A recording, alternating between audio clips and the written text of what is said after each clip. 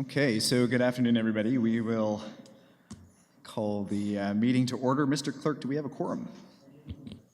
Yes, Mayor Patterson, we have quorum. Okay, so first we have Committee of the Whole closed meeting. We just want to make sure everybody is signed in, so please do so if you haven't.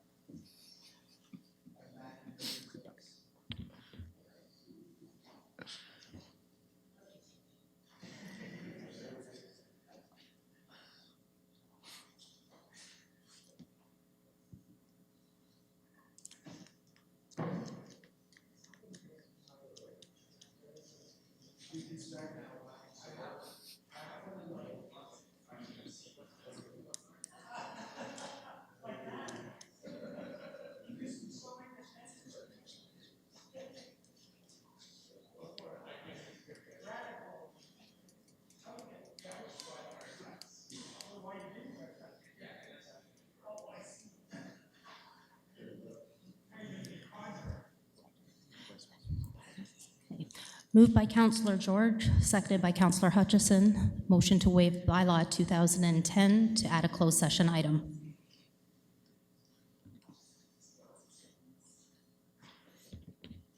So this is just the supplemental report that we received. Please vote.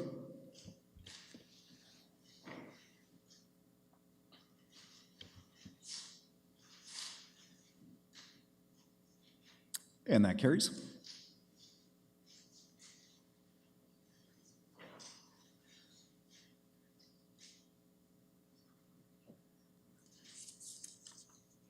Moved by Councillor George, seconded by Councillor Hutchison. The Council resolve itself into the Committee of the Whole closed meeting to consider the following items. A, advice that is subject to solicitor-client privilege, including communications necessary for that purpose, SNG Canada ULC. B, litigation or potential litigation, including matters before administrative tribunals affecting the municipality or local board, and advice that is subject to solicitor-client privilege, including communications for that purpose, proposed indemnification property transaction. C, a proposed or pending acquisition or disposition of land by the municipality or local board, John Turner and Isabel Turner, estate trustees of the estate of Wilma Evelyn Graham, Aragon Road. D, a proposed or pending acquisition or disposition of land by the municipality or local board, potential waterfront acquisition. E, a proposed or pending acquisition or disposition of land by the municipality or local board, property negotiations, downtown cultural amenity, presentation space, and public parking supply. So please note that the supplemental report we just added to the agenda is with reference to item A. Please vote.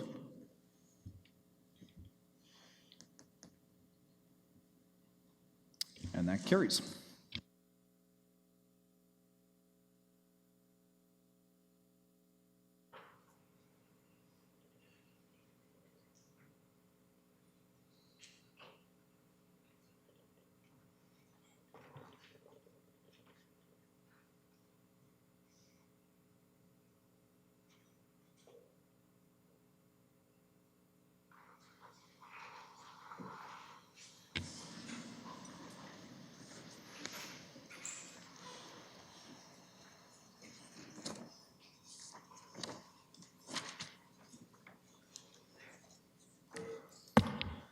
Well, good evening, ladies and gentlemen. Sego ani buju wacheya kwekwe. As the mayor of the city of Kingston, I offer these words in the spirit of this gathering. Let us bring our good minds and hearts together as one to honor and celebrate these traditional lands as a gathering place of the original peoples and their ancestors who were entrusted to care for Mother Earth since time immemorial. It is with deep humility that we acknowledge and offer our gratitude for their contributions to this community, having respect for all as we share this space now and walk side by side into the future. So we were just meeting in Committee of the Whole closed session. We discussed a number of different items, a communications piece from SMG Canada, and then a number of property matters, and then also an item regarding acquisition or disposition of land, and then also a proposed indemnification property transaction. So with that, I will ask for a motion to rise without reporting.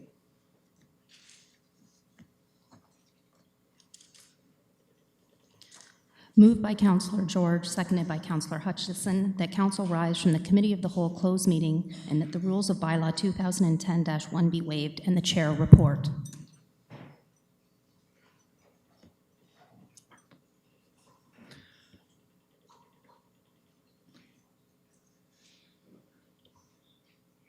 Please vote.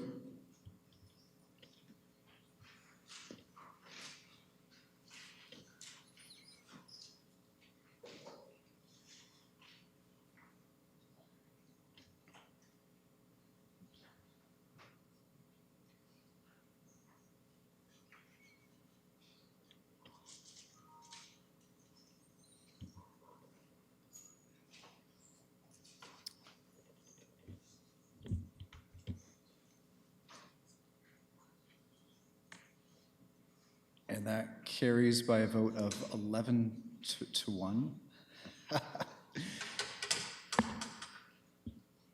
Was there a problem with your voting key? Okay, so we'll just, can we take a revote on that?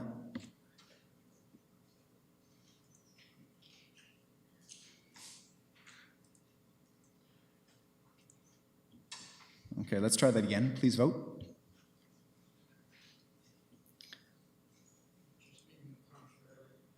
Okay, there we go, and that carries.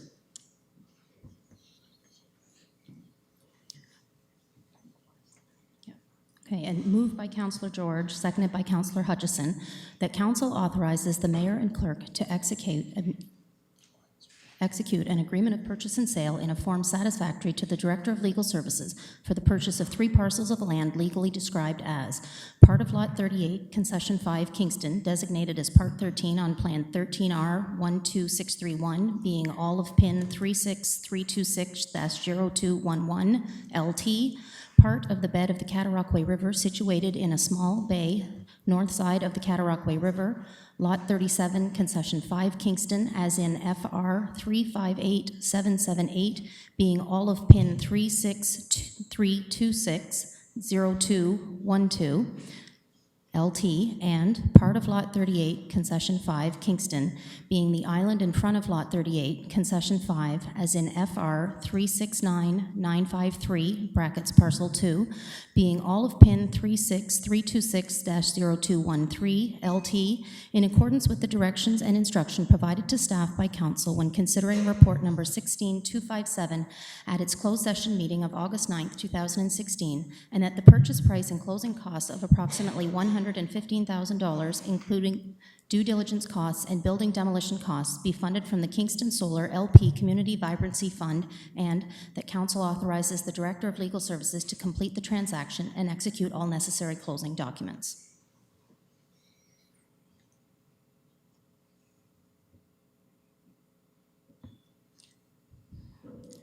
Okay, and moved by Councillor. Sorry. Okay, so call the vote. Please vote.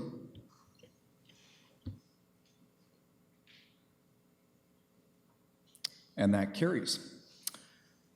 Okay, next we move on to approval of the addeds. We have 3 delegations that have been added. We have a couple of additional items under the consent report and a report from Planning Committee. Can I have a mover, please, for the addeds? Moved by Deputy Mayor Neal, seconded by Councillor Osanek. Please vote.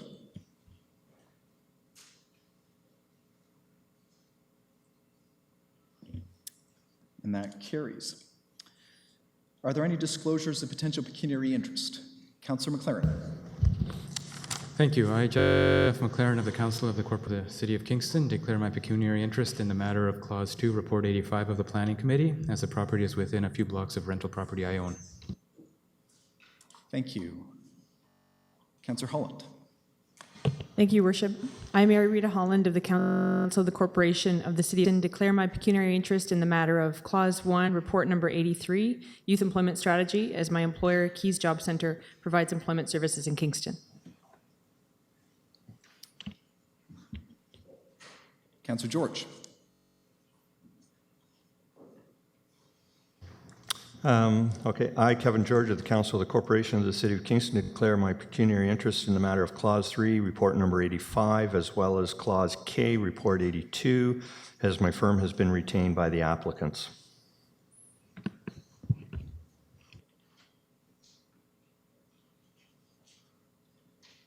Okay, so seeing no other declarations of potential pecuniary interest, we will move on. We have no presentations tonight, but we do have 3 delegations.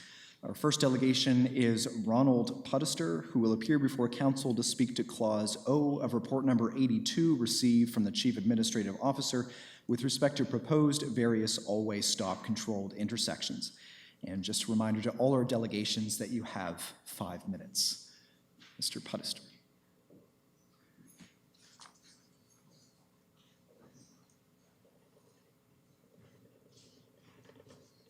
Good evening. My name is Ron Puddester, and my wife and I have lived at Lancaster Drive for 14 years. We love our neighborhood, we love Kingston. I just returned from a 1-year deployment actually in the Middle East in Jerusalem, and I'm happy to be home. Kingston is a great city. My aim today is much more limited. It's to the 3-way stop proposed at Lancaster and Old Colony should be eliminated, and the traffic calming measures originally proposed for Lancaster, i.e. speed bumps and sidewalks, should be implemented. I believe public consultations on this were not adequate. There was a meeting in April called to discuss speed humps and sidewalks, and that was specifically the object of the discussion. And a stop sign wasn't mentioned in that. So my wife, while I was away, my wife didn't attend because we support the idea of speed bumps and sidewalks as a traffic calming measure. The next notice we received was last week when it was said that one of the things they're going to install bollards as a trial, and also, quote, a report recommends an always stop control at Lancaster Drive and Old Colony, unquote. So the issue for me is communication and informing of the people affected. No one made us or our neighbors aware of the stop sign, so to me that's a bit of a problem. Yesterday, in the short time I had available as I addressed this issue, I consulted with the homeowners immediately around the intersection, two on one side and 5 facing the intersection, and all 7 of us are strongly opposed to the 3-way intersection. And we support the original idea of the speed humps. By the way, there are already 2 additional stop signs on Lancaster to calm traffic. One is a 4-way at Lancaster and Limestone, about 100 meters from the school. But all the people that live near that intersection, the driveways are outside the intersection. And the second is at Lancaster and Milford, and that intersection faces Bridle Path Park. So only 2 houses are there, and none of them are inside the intersection. Whereas my driveway and my neighbor will be inside a 3-way stop inside that intersection. This will be dangerous and a poor road design feature, be a negative influence on the appearance of my house, and in a busy school year, I anticipate that it will be difficult to get in and out of there for myself and my neighbor in particular. The current traffic bollards, by the way, I think were put in instead of speed bumps, and they are causing a bit of a safety issue in my opinion right now. People park near the bollards, and people can't get by. They have to go in the other lane to get by the bollards, and that's causing a bit of a problem, in my opinion.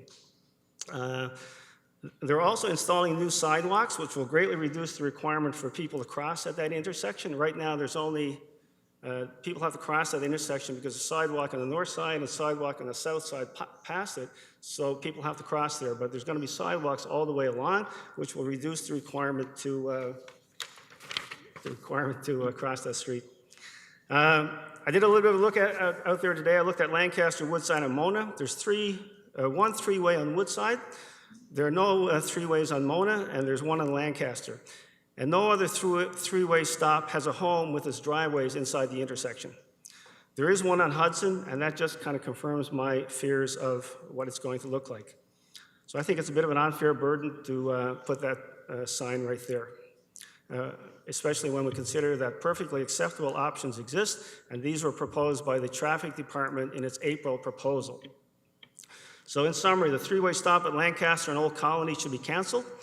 I consulted the homeowners immediately around that area, not the whole neighborhood, but immediately around it, and they're 100% against it, all 7 of us. And everybody supports the previously proposed speed humps with the 2 existing stop signs already on Lancaster. That will provide adequate traffic calming for the neighborhood. And the planned installation of sidewalks will greatly reduce the requirement for pedestrian crossing at Lancaster and Old Colony. That's all I've got. Thank you very much for your attention. Thank you very much. Are there any questions for the delegation? Yes, Councillor Sanik. Thank you, Your Worship. Thanks for your delegation, Mr. Pierce. So I think one of the things we heard was a safety concern of backing out of the driveway in that intersection, because your driveway's right at that intersection? Yes. Is that right? Mine and Ms. McCauley's as well would back into that. That's my neighbor right next door. Okay, thank you. I don't think she's here tonight, though. No. Okay, thank you. Okay, thank you very much. Thank you. Our next delegating is Bruce Bursey, who will appear before council to speak to Clause N of Report Number 82, received from the Chief Administrative Officer with respect to the proposed speed limit reduction on Sir John A. Macdonald Boulevard. Hi, my name is Bruce Bursey. I live at 5 Mulcaster Street in Calvin Park. And I'm here to speak in support of the staff recommendation for speed reduction and safety measures on Sir John A. Macdonald Boulevard. Concerned parents and local residents have complained for many years about the consistent high vehicle speeds and the lack of safe pedestrian crossings along Sir John A. south of Bath Road. It's not uncommon for drivers to travel more than 20 kilometers an hour above the posted speed limit, while pedestrians are faced with limited and widely dispersed safety infrastructure. Recently, residents from Portsmouth, Williamsville, and Syndham districts worked with their local councillors and have identified a number of safety hotspots on Sir John A. Heavily used by pedestrians, these crossings pose significant health and safety risks to residents, many being school-aged children and seniors. These hotspots include the Bath Road intersection, the LCVI Library Path crossing, McPherson crossing, Norman Rogers Drive Palace Road Express bus stop crossing, and the Johnson Street crossing. The findings of recent crossing counts support that there are hundreds of pedestrians crossing daily at these hotspots, with the highest volumes at LCVI Library Pathway Crossing, where there's more than 550 every day before 6 o'clock in the evening, and at the Norman Rogers Crossing, more than 220 a day. Car traffic exceeds 30,000 vehicles a day.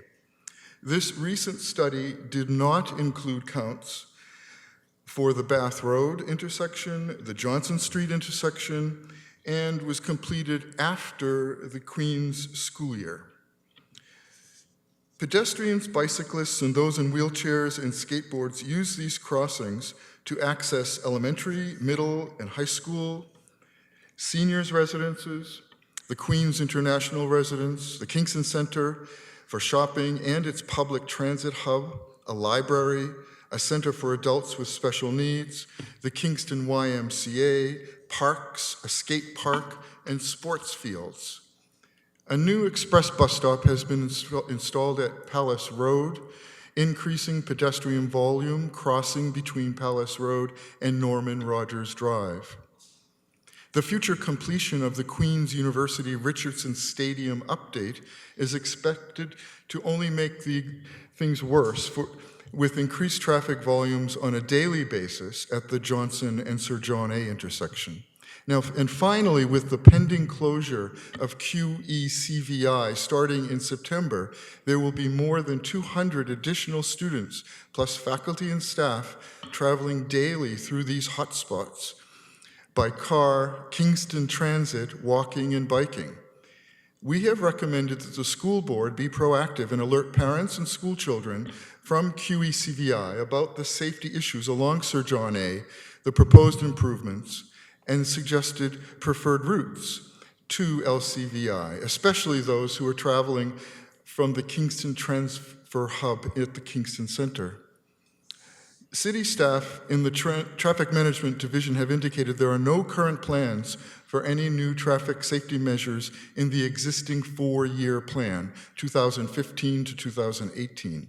Aware of these concerns, staff have indicated safety measures could be considered within the next 4-year plan, 2019 to 22.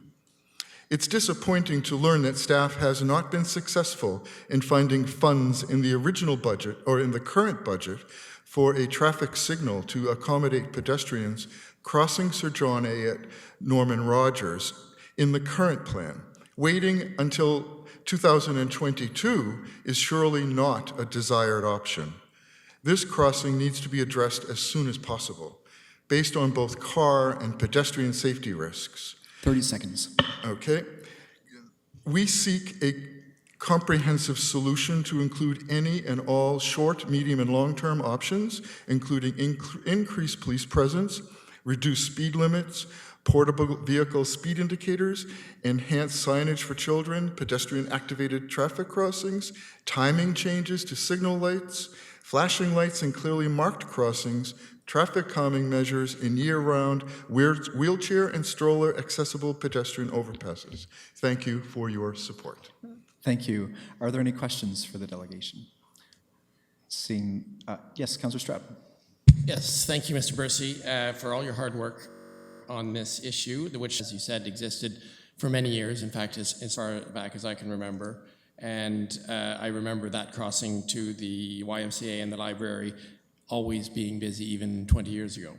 I'm wondering which of the suggestive, you're asking for a comprehensive solution, but if you could achieve one of those, of the list of improvements, which do you think would take priority, if that's a fair question?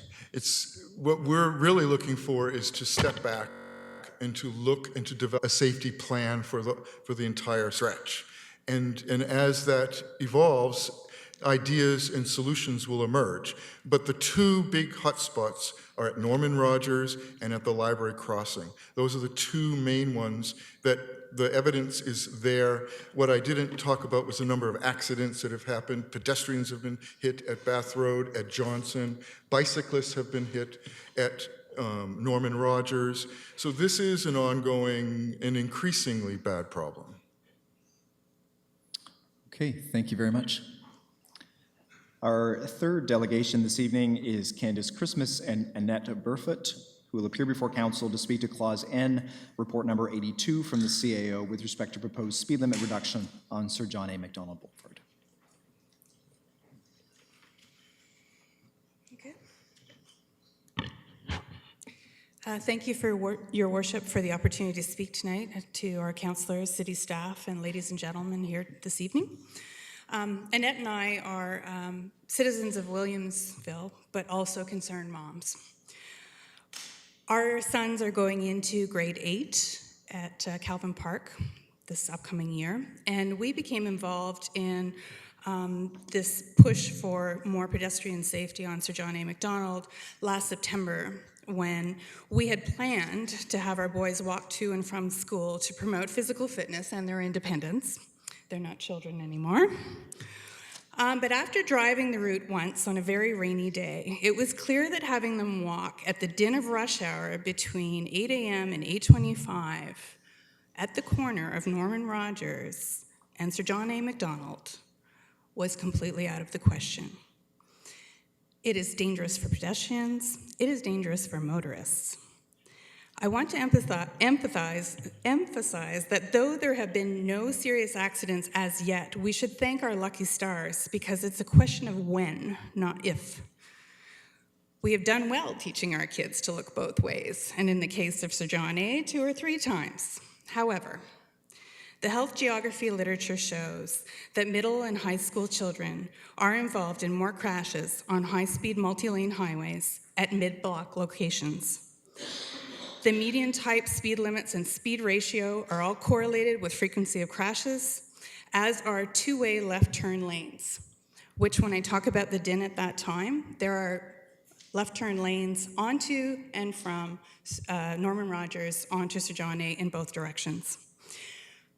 Oftentimes, the vehicles that are trying to make these turns are school buses, which are very long and really act as both an impediment visually for motorists, but certainly to pedestrians. The literature also shows that when shortcut opportunities are available, a shorter route with more intersections is safer than a longer one with fewer. Quite frankly, Sir John A, particularly at Norman Rogers, is the perfect storm for a deadly crash. Regarding the local school closures, which are a provincial policy trend now, soon KC as well as QE students will be making the trek. If we are going to unite school districts away from physical neighborhoods, then the infrastructure needs must be addressed accordingly to ensure the safety of our children and their ability to make their way to school, whether it's through public transit or through active transportation. The traffic light at Norman Rogers is needed ASAP, and so to perhaps answer the Councillor Sidney Ward's question, if we had our druthers, not only would we ensure that Council passes the motion tonight to reduce the speed limits, but also that the traffic light at Norman Rogers is considered. Our plea is for Council to pass the motion, but also to instruct staff from all implicated departments, whether it be roads, transit, finance, or other, to shake the budgets for funding to make the lights at Norman Rogers a reality in this fiscal. We thank you for your attention, and we hope you will think of our children as you vote this evening. Thank you. Thank you. Seeing no questions from council, thank you very much. Okay, so we have no other delegations, so we will move on to briefings. We have two briefings on our agenda tonight. First, a briefing with respect to the Integrated Tourism Strategy Progress Report, and so I'll ask CAO Hunt to come and introduce the briefing. Thank you, Your Worship, and members of council, ladies and gentlemen.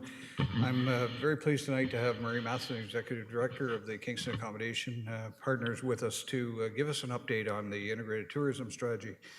You'll recall that that was a priority that was set at your at council strategic planning session, and that was a follow-up priority from the previous council's direction when it was pursuing an integrated tourism strategy. And of course, at that time, much of the product had yet to be developed, including the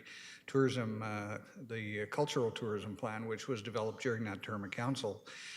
Shortly after council established its priorities in 2015, the Kingston Accommodation Partners came forward and suggested that they were working on a plan that council might be interested in piggybacking on to advance tourism in an integrated way. KEDCO and its division of tourism, Kingston, was also working on that at that time, and they made a number of presentations around the community, and with a lot of excitement, had a new program developed and a new marketing niche developed. And Marie Matheson is here today to give us a bit of an update, which was a recommendation from you last year. So Murray, if you'd like to come forward and we'll hear the exciting things that are going on in tourism. Thanks.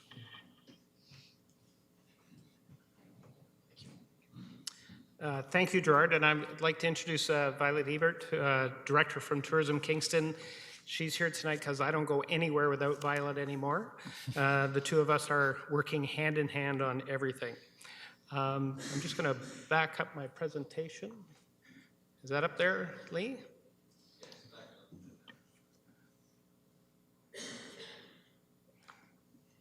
Thanks, Lee. So here we are 1 year later. It was less than a year ago that we came to talk to council about what we were doing around branding of Kingston.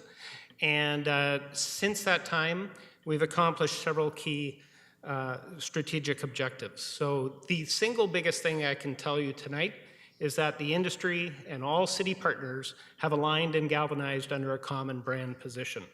which is so important to Kingston and attracting attention out there in this busy marketplace. So this alignment is between the tourism industry, the economic development partners in Kingston, the cultural community in Kingston, our partners at the city and the staff, cultural services and rec and leisure. So we are all singing from the same song sheet and working together. We have a single brand that we're using in all sectors of tourism. So that primarily what everyone talks about is leisure marketing. So that's very important, but we're also using this brand now in meetings and convention and in the travel trade area, and as well in sports tourism. I have to give a shout out to Colin Wigington and Julie Fawcett from Cultural Services, who really started this integration of tourism strategies with CAP almost 2 years ago through the cultural tourism strategy, and also to Donna Gillespie from KEDCO and as well Violet from Tourism Kingston, because without their receptiveness to this, we would not be in this position today. You can see some of the effects of this new galvanized industry and partnership. The Kingston Pen Tours didn't happen by accident. They happened with hard work from key partners all throughout the city, throughout the industry, at tourism, and of course your worship himself helping us immensely with that. The K-Pass, which is a one pass for all activities in Kingston, including the fort and the cruise and the trolley, and admission to 24 museums. That didn't happen without the industry galvanizing. One Voice in Marketing, which is what we work on with Tourism Kingston, and the cross-sector branding that we're doing. So briefly, just to show you once again what the essence is of the new brand for Kingston. And these are the core truths about what this brand is. Firstly, it's authentic. When we went through and talked to all our stakeholders, they all came to this same conclusion. This brand is not a marketing ploy. This is what Kingston actually is. It's youthful, but not in the way of age. It's youthful in the passion and energy people have for what they do, the excitement they bring, the creativity they bring. It's smart and discerning, such a great attribute for a city to have for economic development, encouraging people to come and live here. It is a very creative city. I've said it before, we punch way over our weight class when it comes to creativity in this city. It's a blend of old and new. We celebrate the history and architecture of Kingston. That's important. But we also celebrate what's new in Kingston and what's innovative. And it's always changing.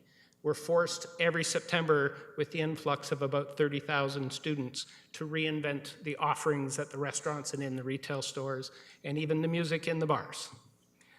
And as we like to say, it's fresh made daily, meaning Kingston reinvents itself with new ideas, we make it happen ourselves, and it's happening here every day. So our brand pillars are that, and I'll never put this in an ad, we are authentically hip, we are culturally vibrant, and we are constantly evolving. That's just for us, don't tell anybody else. We're taking a new approach with this brand, a new approach to media. So paid media continues to evolve, and we're depending less and less on paid media and much more on content. We're moving much more to video and mobile. Mobile is now 50% of the visits to our website. In Ontario, we're investing about 55% of our budget in Ontario for marketing, 25% in Quebec, and about 18% in the US. Content marketing generates 3 times the number of leads of traditional outbound marketing, and it costs a lot less. Content marketing is uncovering those stories, those people in Kingston, exposing them to the world, letting them understand what Kingston is based on the people and the stories that live here. We're connecting with our curators and creators. They're so important to us, and they've been great partners moving forward with some of our experiential marketing. We are continuously in market. Prior to last year, our marketing effort was focused on the summer. That's not happening anymore. We are 12 months of the year in market promoting Kingston as a destination. We have enough great product every month of the year to attract people. We're connecting with the creative community to help and to shape and share the new brand position. We have had marvelous partnerships with music, food, wine, beer. It's true, I have the best job in the city. We are building our own audience, content, contests, and events across all platforms, third-party content that helps drive impressions. We're not running ads, we're building an audience for Kingston. And we're showing consistent growth in what we're doing. User sessions and page views are on the rise, up 60% year to date. So I'm talking about our web stats. Increased overall group of unique users. We have 52% more unique users this year than we did last year. Our overall group impressions when it comes to social media are up 98% this year. 22 million so far this year, social media impressions. Facebook organic impressions have doubled, and Facebook viral impressions have grown by 80%. Interactions, people actually engaging with you online. Group interactions are up by 31%, and we had over 60,000 incoming messages to us. Would you like to guess what our response rate is on social media to an inbound message? Under 5 minutes. And we have the lobby. So if anybody has not been to kingstonlobby.com, go. It is where all the stories and images are happening. So far, kingstonlobby.com has generated over 42 million impressions. This is the backbone of our social media. Everything we do on social links back to the lobby. Our most popular stories, we just recently ran something called Kingston's West End Food Gems. My apologies to the BIA, we did some marketing for the West End, I'm sorry. 49,000 people reached with that single story. Homegrown Harmonies about the young music that's coming out of Kingston right now. 25,000 people reached with that. And 50 Things to Do in Kingston for the month of May reached almost 106,000 people. It's a marketing machine that's chugging along and doing extremely well. I'm going to turn it over to Violet now. So in May, we brought our marketing campaigns directly to our audiences using an experiential marketing campaign, starting in Ottawa, where we hosted the Kingston Alley at the Hintonburg Happening, which was a block party that consisted of pop-up shops, including artists, artisans, entrepreneurs, and restaurants from Kingston showcasing and selling their wares. We brought that experience to the streets of downtown Toronto on Ossington Avenue in June, where we connected with several different local Toronto influencers to extend the Kingston reach to the Toronto market. And there again, we featured local makers, local musicians, local restaurants, lots of local talent in a pop-up shop that generated over 1 million social media impressions. I invite you to all visit any of your social media channels and look up the hashtag FreshMadeDaily. And we continue this influencers outreach through many of our different marketing strategies as well. She Does the City is a social media blogger that we connected with in Toronto, who's since written a blog post that's reached over 12,000 followers throughout her social channels. We also invite social media influencers into Kingston to experience the city as tourists would and provide us with the images that you see in many of our social media campaigns. Jim Byers is a travel writer and blogger who writes for publications like Zoomer Magazine. We connected with him to do a story on Kingston as well through the Kingston Alley. And last but not least, we try to reach national audiences as often as we can, and we connected with George Strombolopoulos, shown here wearing one of our homemade t-shirts made and designed right here in Kingston. This post on Instagram alone generated almost 7,000 impressions, as well as over 200 comments, and hundreds of requests for the same t-shirt to be purchased. And speaking of locally created content, we're also creating merchandise that we're selling at the Visitor Information Center that is made and designed in Kingston, so that even the smallest souvenir that we sell in the Visitor Information Center has a lasting economic impact within the community and provides that authentically local brand experience that our brand messaging is now well known for. It's very important that we extend our one voice, our brand messaging throughout all of our markets, and we've seen the success that this outreach has created already. In Toronto, or in Montreal in April, we attended Rendezvous Canada, which is the largest travel trade show in North America, where we connected with local tour operators.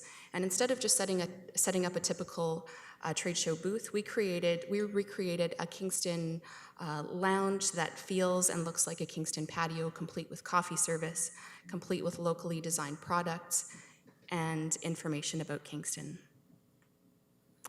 For the inaugural Kingston Penitentiary Tour, we also brought the brand messaging into a VIP service to extend the brand messaging and economic impact back into the city, using locally designed meal trays, as well as a cute little description of restaurants to enjoy in Kingston for travelers coming to Kingston for the tours. And our largest project that we've been working on together, which we've actually just pre-launched yesterday, our full launch will be on August the 15th, is our website design. So I invite you all to visit kingston.ca in order to see the look and feel of the new brand. Here you'll find user-generated content, you'll find new and innovative ways to connect our local businesses with our visitors, to make it easier to purchase, to make it easier to book restaurants, book hotels, book our attractions right online. With this, we've also developed an integrated marketing or an automated marketing tool that allows us to identify the booking patterns of our visitors in order to provide them with content that is relevant and specific to their purchasing patterns. And last but not least, we do have a video. And Lee, if you could hit play, we'll walk you through what all of this looks like together.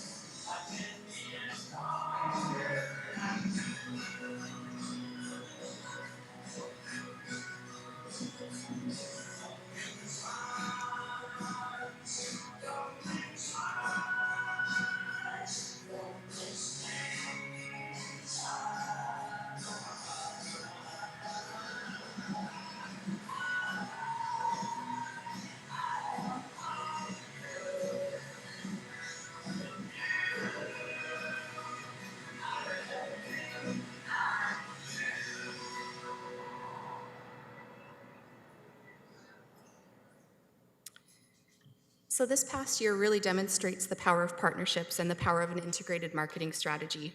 Our tourism community is engaged and collaborative from everything from tourism hiring to product development. In fact, tomorrow Tourism Kingston and CAP are hosting a joint strategy session that will see various tourism partners identify priorities for the following year and how we can work together to evolve our memorandum of understanding. Tourism isn't, in the end, about one tourism operator, it's not about one attraction, it's not about one hotel alone. Rather, it's all of these things together, and the economic impact of tourism increases when we recognize that and continue to work together. Thank you. Thank you very much. Any questions from council? Councillor Schell. Thank you. Great presentation. It's very exciting times. Thank you. My first question is about tracking visitors. I know when we heard from the Kingston Pen Museum people that people from around the world went to the museum. Are you able to track if we're getting people from around the world who are coming to the Pen and to Kingston? So we will be able to have very good statistics on the Kingston Pen tours about where those people came from. We will certainly be very respectful of privacy, but because all those tickets are purchased online, then we have that information available to us. But data about tourism is one of our weak spots that Violet and I have both identified, and it's one of the things we're going to be bringing up at tomorrow's strategy session is that we need to be smarter. We think we're doing all the right things. We have some data, but we don't have enough. So we'll be working on that. That's good to hear, thank you. And the other one, 50 Thing Kingston in May, what was that on? Was that on the kingstonlobby.com or? Yeah, that is what we call listography that appears on our blog, thelobby.com or kingstonlobby.com, on a monthly basis. So now if you visit the blog, you'll see 50 things to do in August, for example. And then we also integrate that into a consumer newsletter. So if you've signed up to be a part of our newsletter program, you'll receive an email in your inbox that has essentially 50 things to do as well. Well, follow up on that. The newsletter program is through the 50 Things, or sorry, kingstonlobby.com? That's correct, through that and through the website as well. Okay, that's great. Thank you. My pleasure. Councillor Allen. Thank you for your presentation and for your work in the past year on bringing this brand and the industry together.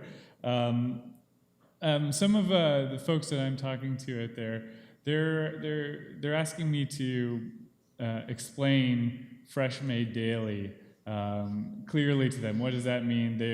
All they can think about is bread. And I'm wondering if you can give council and some of the people in the room some tips on how we might be able to share and explain that brand position in a short elevator-like pitch so that people can understand where that comes from. Okay, I've heard that as well. And I promise I will email you a short, like 3-line elevator. But in essence, if you're going to have a destination known as something, bread's not a bad thing to be known for.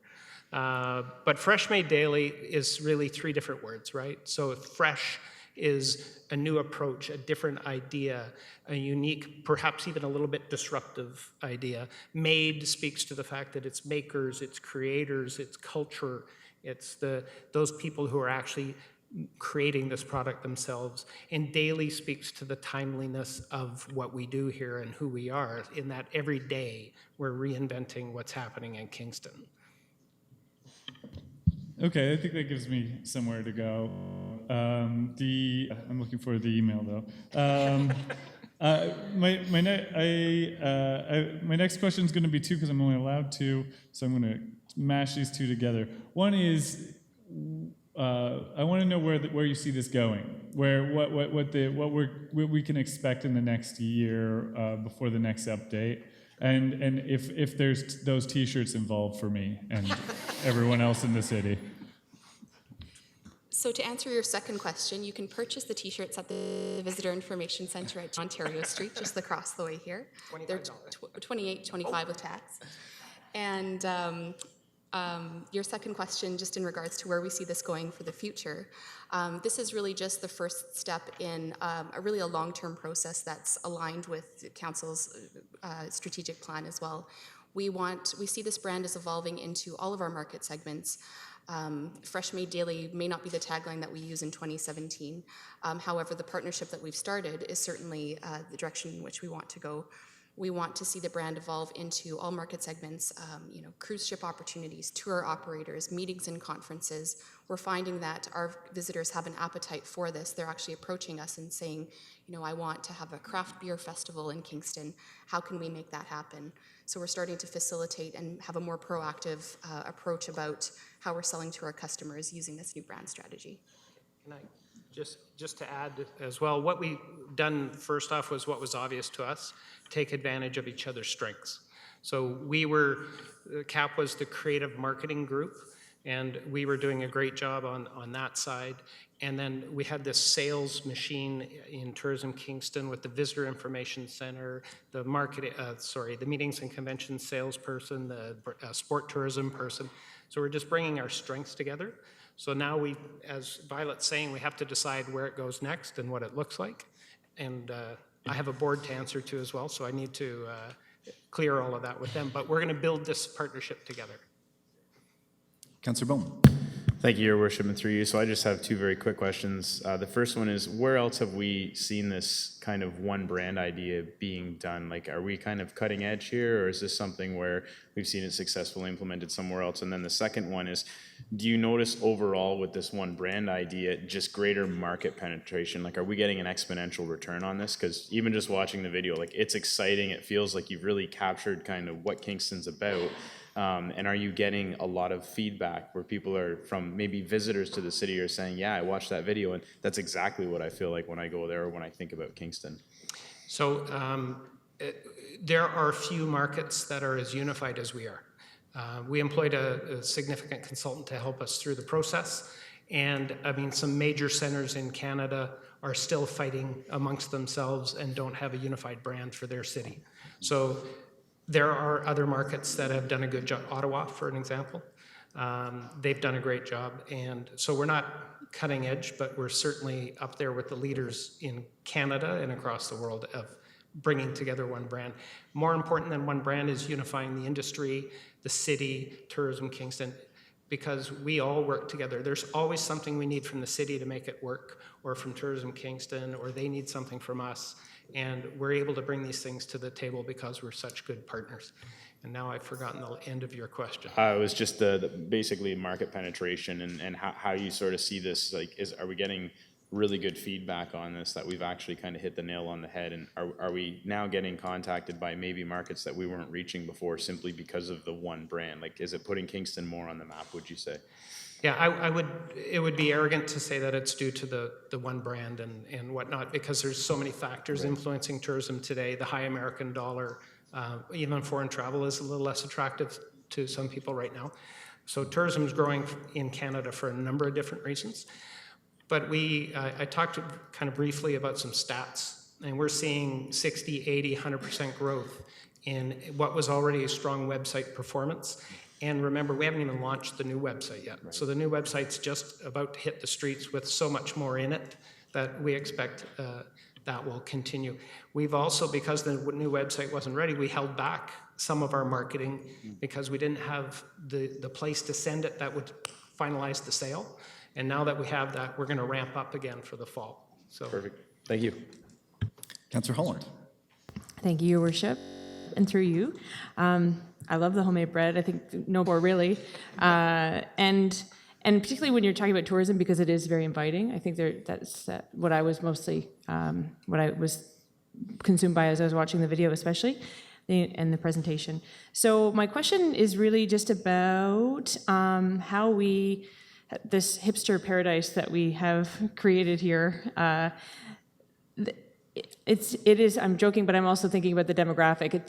The tourism strategy appeals very much to a younger market. I think a lot of appeal for a lot of different demographics, but is there anything that will come out of this, thinking very strategic, that would feed into the immigration strategy, thinking about people who are coming to Kingston and experiencing it for the first time, who are at a stage in their life where they're very mobile and would potentially make a life decision like moving to Kingston to have their own business or to make go to school or whatever the options are? Okay, so yeah, when we presented last year, Councillor Holland, we used the word millennially aligned. We have stricken millennial from our vocabulary. So we had one slide that talked youthful, but it had two ends of the spectrum when it came to age demographic, and it's mostly about youthful attributes that we're after, so we're definitely not after an age group.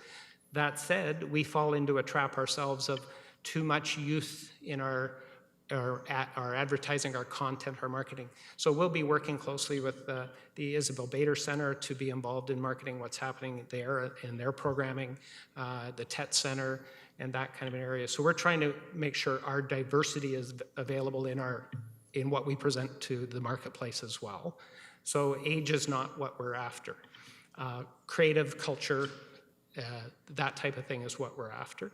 When it comes to new Canadians, it's an area that we are starting to work on a little bit with some folks about how to appeal to specific segments within Toronto, Ottawa, Montreal to bring them to Kingston and expose them to what Kingston is, and with a little more of a stress on the history side and what Kingston's place in the Canadian history. We're working with the Kingston Immigration Partnership on their multicultural festival that they hold every September. So we're making inroads into that, but probably not big enough yet or quick enough. Okay. Councillor Stroud. Thank you, Your Worship. Thank you for another excellent presentation. The evolution of this plan is somewhat frightening in that it keeps surprising us, even though we've sort of seen it last year and we see it again. I'm very impressed. Two other demographics following on Councillor Holland's logic that I was wondering how you integrate into your strategy. The first one is simple. It's like you talked about a percentage of your marketing that goes to Quebec. So is there any French language marketing? Is there a French version of video? Is there that kind of thing? And before you answer it, my second one is very timely for me because I'm going on a 3-day staycation. I can't believe I just said that word for the first time in public. This week, we're staying here. Jesse and I, we've got the grandparents coming in. Anyway, I don't want to give you too many details, but I just texted her the kingstonlobby.com because she didn't know about it. And she's probably sitting at home right now going on the internet trying to figure out what we're going to do in our days. So that's perfect, right? Yeah. So is that part of the integration as well, the targeting the actual Kingston residents who have a bit of free time, to do something special in their town? Firstly, on the French language question, we have not, as of yet, targeted French Quebec. And our reasons for that is that our budgets are tight and we only have so much money to spend and we don't have the resources to support that properly. So we don't have a truly bilingual website to land them on or social media at this point. But it is in our future plans to build that out as well. We do go into Quebec and we basically stay in Montreal in English language right now. And even that little bit is paying dividends for us. Sorry, Councillor Stroud, the last part was? The staycation angle. So one of the initiatives that CAO Hunt and His Worship the Mayor asked us to do was that not only are we branding Kingston for tourism, but we're going to be branding Kingston for the residents. So we have done a few initiatives over the past that have reached out to the citizens of Kingston about what there is in Kingston and what's great about it. And all our social media is first and foremost supported by residents of Kingston. They share it, they send off to their friends who live everywhere else. So we are working on targeting the residents of Kingston to understand the way we see Kingston and try to educate them on what we see as well. Well, thank you. Did you want? Yeah, go. Just to follow up to that, a couple of other initiatives that we've been working on in order to make sure that we're reaching out to the Kingston community. And I should say that over 40% of visitors to Kingston are visiting Kingston because they're visiting friends and family. So we recognize our marketing to our internal audience is just as important as to our external audience, is through Tourism Kingston's Tourism Awareness Week. This year we generated a contest that invited locals to partake in sort of a local scavenger hunt of their favorite things to do in Kingston and share that online so that the outreach would double what it was last year.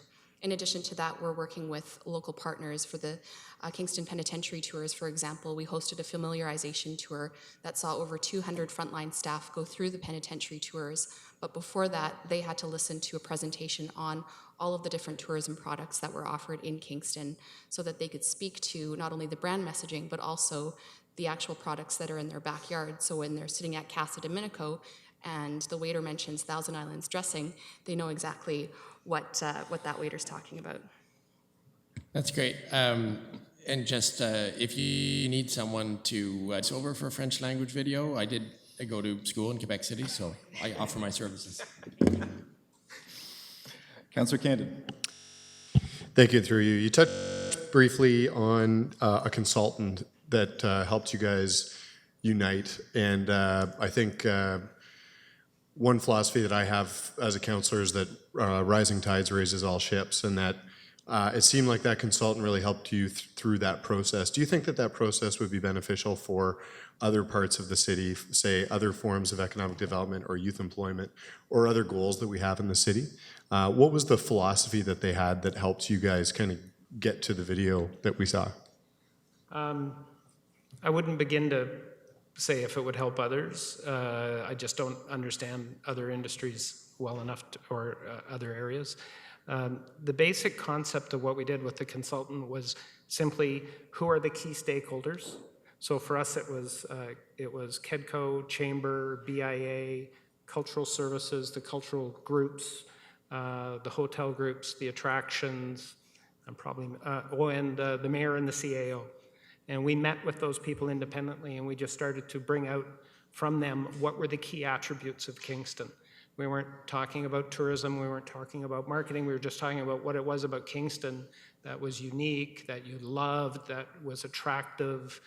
And I guess we were a little bit lucky in that everybody came to the same conclusions. And we in every meeting we had, we heard the same thing said, which was every September, Kingston has to reinvent itself. And we came back to culture, creativity, and the youthful environment and the youthful spirit of Kingston. Thank you, and great speech, by the way. Thank you. I know that tonight, Kingston is being featured on The Amazing Race, Canada. In a couple of weeks, we have a concert that's going to be taking place that, if you've watched the Olympics, it's being advertised like every 10 minutes on the Olympic coverage. So when events like this happen and there's an opportunity to bring a national profile to Kingston, are there opportunities within the strategy to sort of seize that moment and find other ways that we can kind of leapfrog and attract more visitors to Kingston as a result? Absolutely, that's a great question. We are, the Tragically Hip concert is a perfect example of us seizing an opportunity to reach a national audience. We just finished running a national contest through Post Media that saw connection to our blog from Victoria all the way back to Kingston. And with that, you'll also see an 8-page spread in the National Post on August the 20th that's proudly presented by Kingston as the destination, that features local writers writing about the Tragically Hip, their origins here in Kingston, and the culture of the community that allowed them to become the band that they are. That's great. Well, thank you very much for the presentation. That was great. Okay, so with that, we will move to our second briefing of the evening. We have a briefing with respect to the youth employment strategy, and so I'll invite Commissioner Hurdle to come in to introduce that briefing.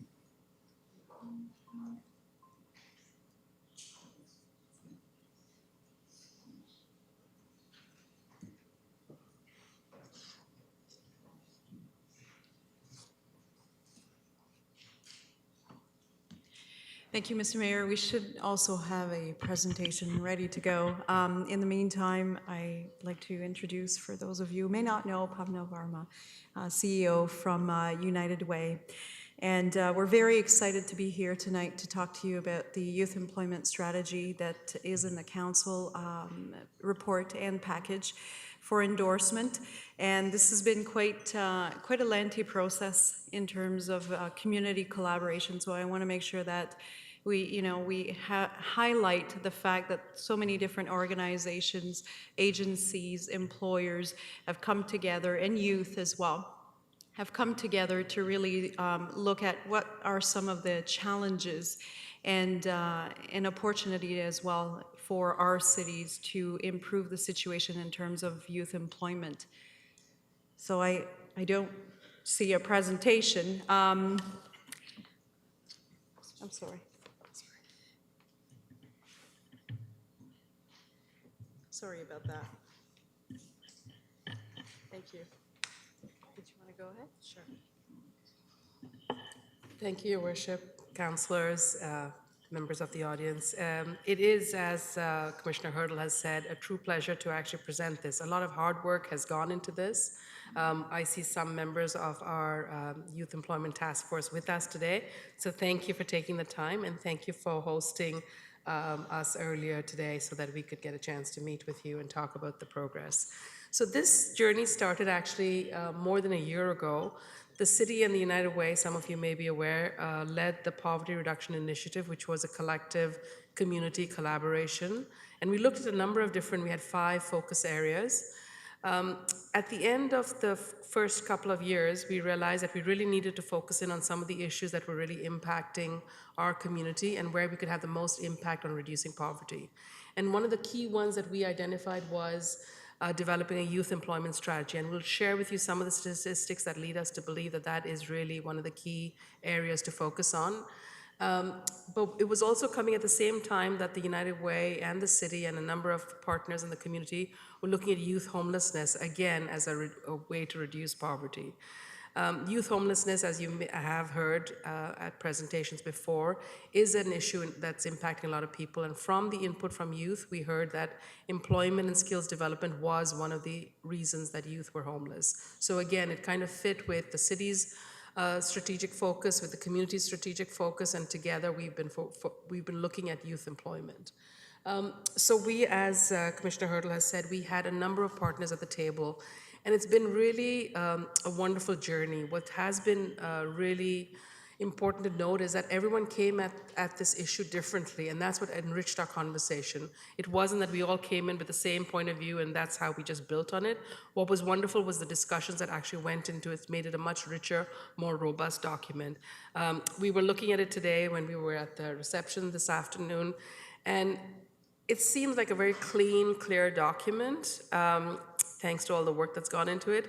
But what you may have missed, because these meetings went on month after month, was the amount of conversation, discussion, input we got from the community, from youth especially, starting with the mayor's first meeting with youth in the community who told us some of the issues they were facing, through to the service providers, to Keys, to KEDCO, to Queens, to a number of different partners around the table, and that's how we came up with the strategies. So firstly, you may be aware that youth unemployment is really high in Kingston. It's not a surprise, I'm sure, because this is one of your priorities. But what is surprising is the high rate. It's about 20% of youth, 1 in 5 youth in Kingston who are unemployed, and that is an alarmingly high rate. What we also found was that a number of these youth who live in Kingston live below the LICO, the low income cutoff level. So they are basically living in poverty, and this is under the age of 34. So again, that's something that we want to do, not just to have employment, but also to have meaningful employment where youth can actually develop careers and well-paid jobs.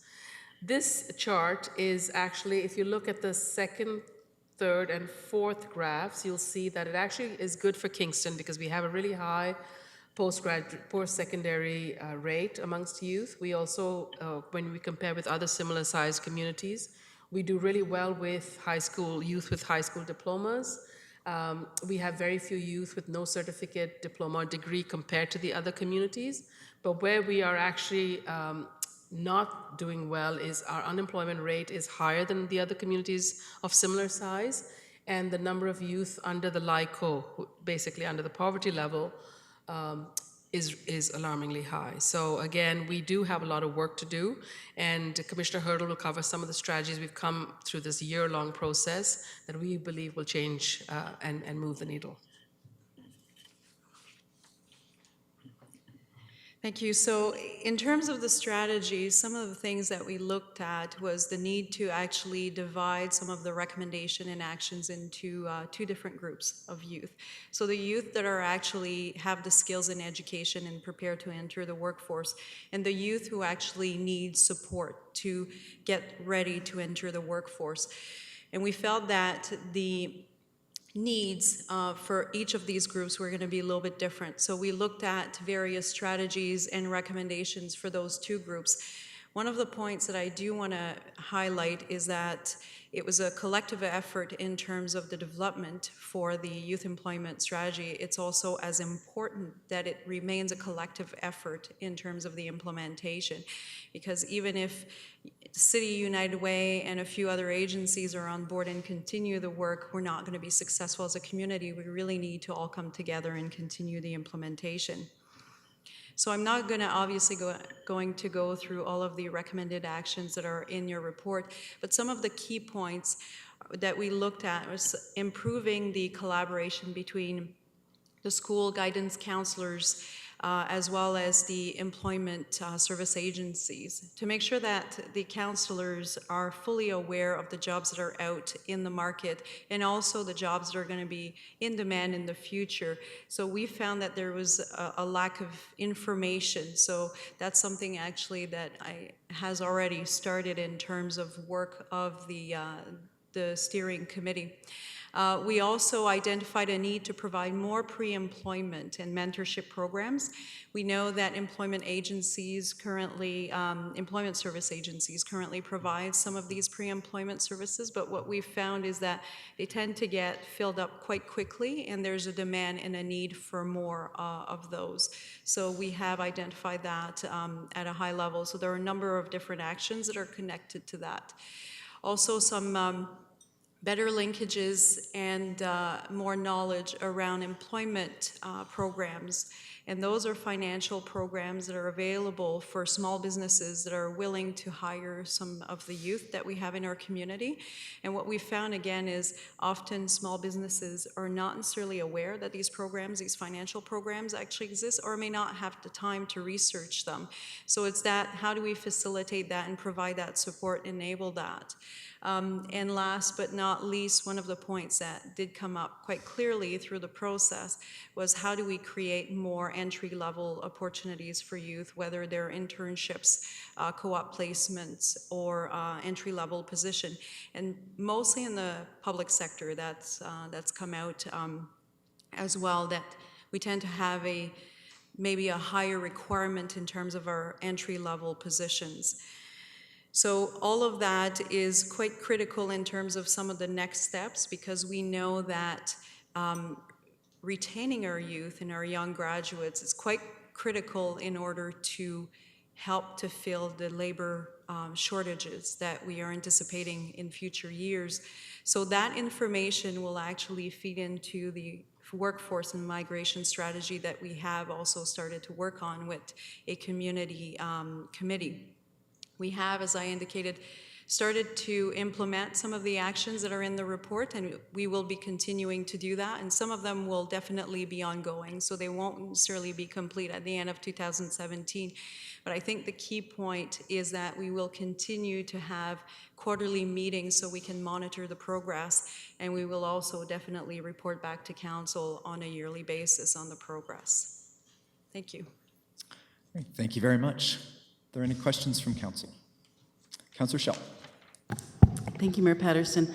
My question sort of relates to the very last thing the Commissioner spoke about. It's how do you, we've got the timeline for action on these strategies. How are you planning to sort of feed all the information to yourselves?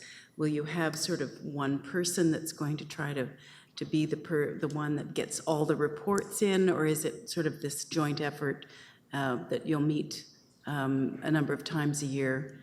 It's so easy to start to lose the information unless there's a good focused way to figure out what everyone's doing.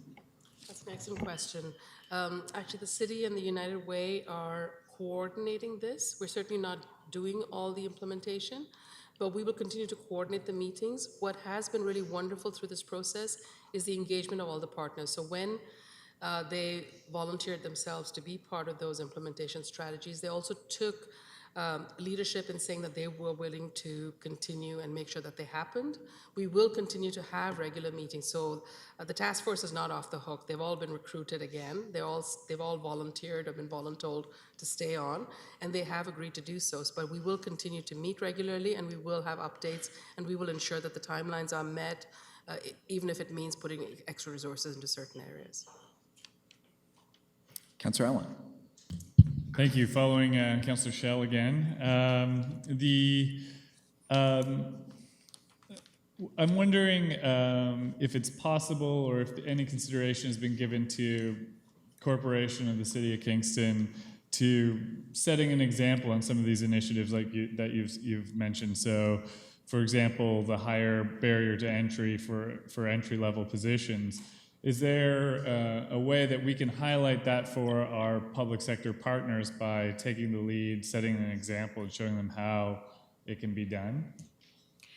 Thank you, and through you, Mr. Mayor. Yes, absolutely. Actually, it's my understanding that our HR interim director has already started to look at some of those recommendations in terms of changes to our own internal policies and entry-level positions. So we are already starting that work, and we will definitely be working with other public sector agencies to try to get as much consistency as possible. It's because we have a lot of great experienced individuals as part of our organization who could provide great mentorship and leadership in the next generation of public servants, and I think it would be really great if we could set the standard. And I'm also wondering if you see a role for council to play a role in this in terms of highlighting the strategies or participating in initiatives that get youth and employers connected. So through you, Mr. Mayor, definitely the support of council is key in terms of this strategy, but also every other steps that we will be taking to implement it. So that may mean at different times changes in our policies, which we will require council support to do that. We are going to be organizing, obviously, some events around some of the topics that we talked about, and I don't want to say job fairs per se, but we have been talking about something along those lines, and definitely councillors' involvement is always welcome. I think it demonstrates that there's support throughout the corporation. Councillor Camden. Thank you, and through you. With regards to key stakeholders, did you guys have a similar experience to the previous delegation? Were there common themes that came out? And what were the recommendations or the maybe the needs and wants of the university or their recommendations that they gave to help contribute to this specific cause? So the previous delegation, do you mean the tourism? I would say, excuse me, the two issues we're dealing with are quite different in approach. Right. With this strategy, we're really looking at us as a community collectively coming up with something together. We're not pushing it out to the external market as much. This is not about advertising or promoting. This is really about policy and planning and really internally focused till we get to the point where we can move the needle. I should have mentioned that when we started the process, one of the first things we do is, with any collective action, is to look at other communities so that we don't reinvent the wheel. And I have to say we found a serious lack of another community that actually has a consolidated, thoughtful youth employment strategy. It was surprising to us. We are actually leading the way for some bigger, larger cities who have not actually developed a community strategy. There are a lot of great programs for employment, a lot of great programs for youth separately, but this is the first time that we've been able to uncover where we actually have a consolidated collective strategy. And that's very different from a marketing strategy that's externally focused. And I'm not an expert in marketing, so you probably have to have Maureen and Violet talk to that more. But this is really about us. It's a lot of hard work and a lot of consultation and a lot of collaboration to work differently, because we need to come to some of the root causes and deal with them differently than we have in the past. Right. It means everyone giving up a little bit of themselves and their programs to do this together. And with regards to the university, what were their contributions? The university actually has been an integral part of it. I see Francis here, and his predecessor was very, very involved. In fact, the discussion about the two different types of youth came from the initial discussions where Queen's University students were very articulate about the needs, the two needs were, and we acknowledge that youth with barriers need a different strategy from youth who are ready to work and looking for employment. So that was our first aha moment, and actually came from the comments from the Queen students. Okay. Did that answer some of your questions? Were you looking for something specific for Yeah, Queens? I was just looking like what they, maybe I articulated it poorly, but Okay. let's see. Any other questions from council? Seeing none, thank you very much. Okay, so moving on in our agenda, are there any petitions to present tonight?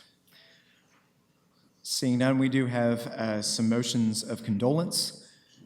Moved by Mayor Patterson, seconded by Deputy Mayor Neal, that the condolences of Kingston City Council be extended to the family of Patrick Pigeon, firefighter with Loyalist Township, who passed away on July 16, 2016, after battling a fire in Amherstview. Patrick will be remembered for his bravery and leadership in service to our country and region as a member of the Canadian Forces, Correctional Services of Canada, and most recently as a firefighter. Our thoughts are with the Pigeon family during this difficult time. Moved by Mayor Patterson, seconded by Deputy Mayor Neal, that the condolences of Kingston City Council be extended to the family of Dan Wanamaker, who passed away on July 22, 2016. Dan was a business owner, Kingston Family Fun World, and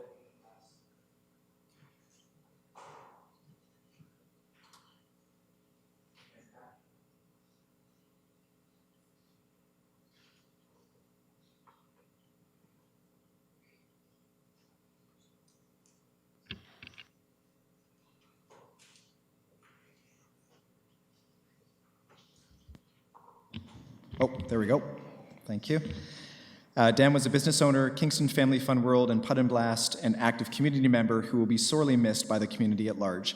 Our thoughts are with the Wanamaker family during this difficult time. Moved by Mayor Patterson, seconded by Deputy Mayor Neal, that the condolences of Kingston City Council be extended to Scott Davis, Community Emergency Management Coordinator, on the passing of his mother-in-law, Ruth Parker, after courageous battle with ALS. Our thoughts are with Scott and his family during this difficult time. And finally, moved by Mayor Patterson, seconded by Deputy Mayor Neal, that the condolences of Kingston City Council be extended to Clay Branscombe, Kingston Fire and Rescue Mechanic, on the passing of his father, Burton Wayne Branscombe. Our thoughts are with Clay and his family during this difficult time. So we will call the vote.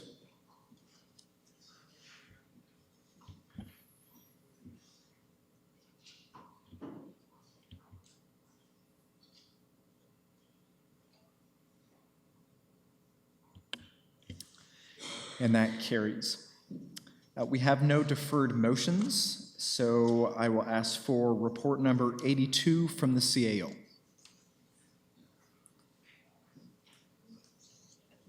Moved by Councillor Holland, seconded by Councillor Osanek, that report number 82 from the Chief Administrative Officer, consent, be received and adopted. So we have a lot of items in this report. We almost ran out of letters in the alphabet. Would anyone like any separations? Councillor Osanek. Thank you, Your Worship. I'm separating L, O, and T. L, O, and T. And T. Councillor Schell. N, as in noon. N. Councillor George. K for my pecuniary interest, please. Okay. K has been separated. Are there any other separations? Councillor Stroud. G as in George, and M as in Mama. Okay. So seeing no other separations, first we'll deal with the remaining items. So we have item A, Integrated Tourism Strategy Progress Report. Item B, Councilor's Expense Allowance, Municipal Act 2001. Item C, Award of Contract, Microsoft and Adobe Software and Services. Item D, Award of Contract, Supply and Delivery of Self-Contained Breathing Apparatus and Related Equipment. Item E, Award of Contract, Rehabilitation of the Hanson Memorial Parking Garage. Item F, Naming Rights for Individual Ice Pads at the Invista Center. Item H, Municipal Council Blanket Support Resolution for Rooftop and Non-Rooftop Solar photovoltaic applications of less than 500 kilowatts made under the Provincial Feed-in Tariff Program 5.0. Item I, request for noise exemption, Queen's University Orientation Week event. Item J, Brownfield tax cancellation bylaw amendment and third reading for 468 and 480 Princess Street. Item P, award of contract microsurfacing various locations. Q, award of contract Sydenham Street sidewalk and retaining wall upgrades. R, award of contract mid-size hybrid hatchback car. S, award of contract compact sport utility vehicle. U, Universal Transit Pass Agreement, St. Lawrence College Student Association. V, Urban Slide Kingston. And W, award of contract arena washroom and fixture upgrades. So with that, we will call the vote.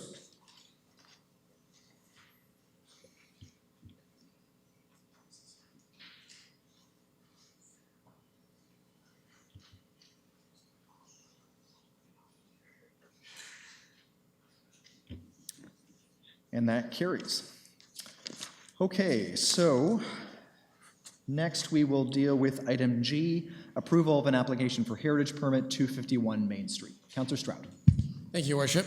I chair the Heritage Committee, and I'm familiar with the part of the Heritage Act that applies here, that it requires the heritage permit. So this is a non-individually designated property in a heritage district, in this case Berryfield, and so it comes to council for approval as per the new procedures for heritage, and was not reviewed by the Heritage Committee, but I'll speak now to the heritage aspects as I understand them. So this is, like I say, a non-heritage house in the Berryfield Village, and what the proposed, as you can see from the report, the proposed changes and additions. And I took a look at it, and I spoke with some others who know these things, and no significant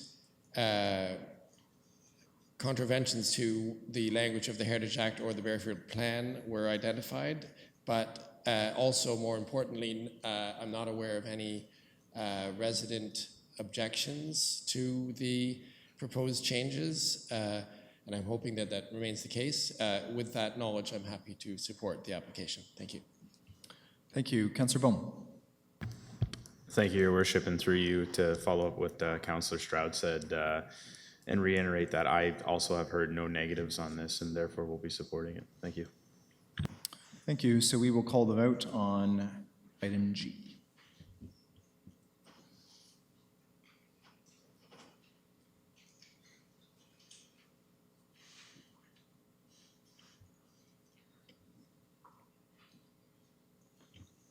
And that carries. Item K, request for noise exemption, Scotiabank project, Princess Street at Wellington Street. Who separated item K? Oh, Councillor George. So that was just with respect to the pecuniary interest. So we will call the vote then.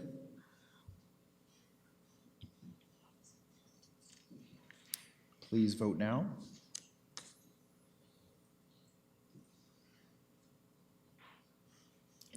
And that carries. Item L, Responsible Pet Ownership Program Status Report and Next Steps. Councillor Osanek. Thank you, Your Worship. I support these recommendations. I'm happy to see that the Responsible Pet Ownership Program is continuing to show positive results. I thank staff for collecting all the statistics on the past 2 years, 3 years for comparison's sake, so that we could know how responsible pet ownership is progressing. And it's especially good to see the impressive uptake of our spay-neuter vouchers to help our low-income families. So that's fantastic to see too. And in the recommendation, we're looking at council for a counselor to be part of that working group, and I just wanted to put my name forward for that. Thank you. Thank you. Is there anybody else that wishes to put their name forward to be a member of the Kingston Responsible Pet Ownership Group? Seeing none, Councillor Osanek, you are acclaimed. So with that, we will call the vote on item L.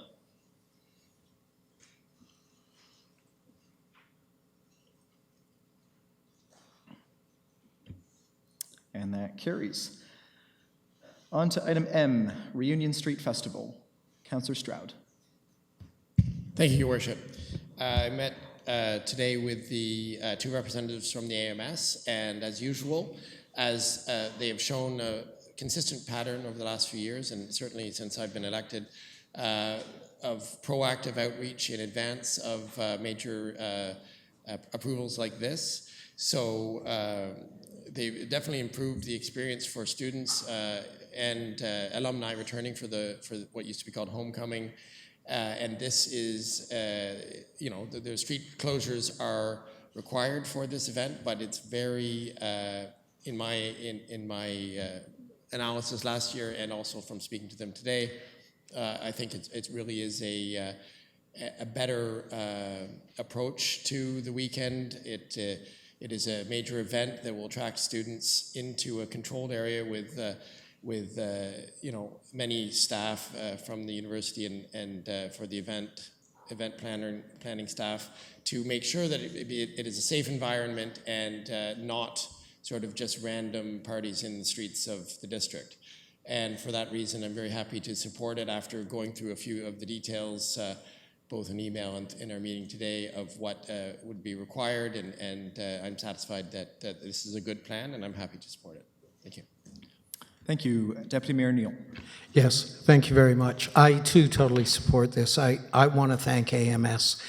Over the last several years, they have become so proactive in the community. They have representation on the neighborhood associations. And so they bring a voice there. They seek out approval, and we received letters of approval from both, I believe, Sydenham District Association and from the Williamsville Association. And they always meet with the district councilors as well. I've said it before and I'll say it again. Queens itself could take a page out of the playbook of AMS because they do an excellent job of preparing and communicating with the community about these kinds of events. And we're all invited. I'm inviting my colleagues to join me at 6 o'clock the morning after homecoming because there's a huge cleanup, and the university district looks cleaner by 10 o'clock that morning than it is the rest of the year. So AMS go a long way to ensure and get what I hope is our unanimous support again this year. Thank you. Thank you. We will call the vote.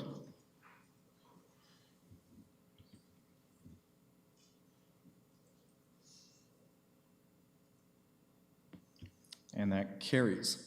Item N, proposed speed limit reduction on Sir John A. Macdonald Boulevard. Councillor Schell. Thank you, Mayor Patterson.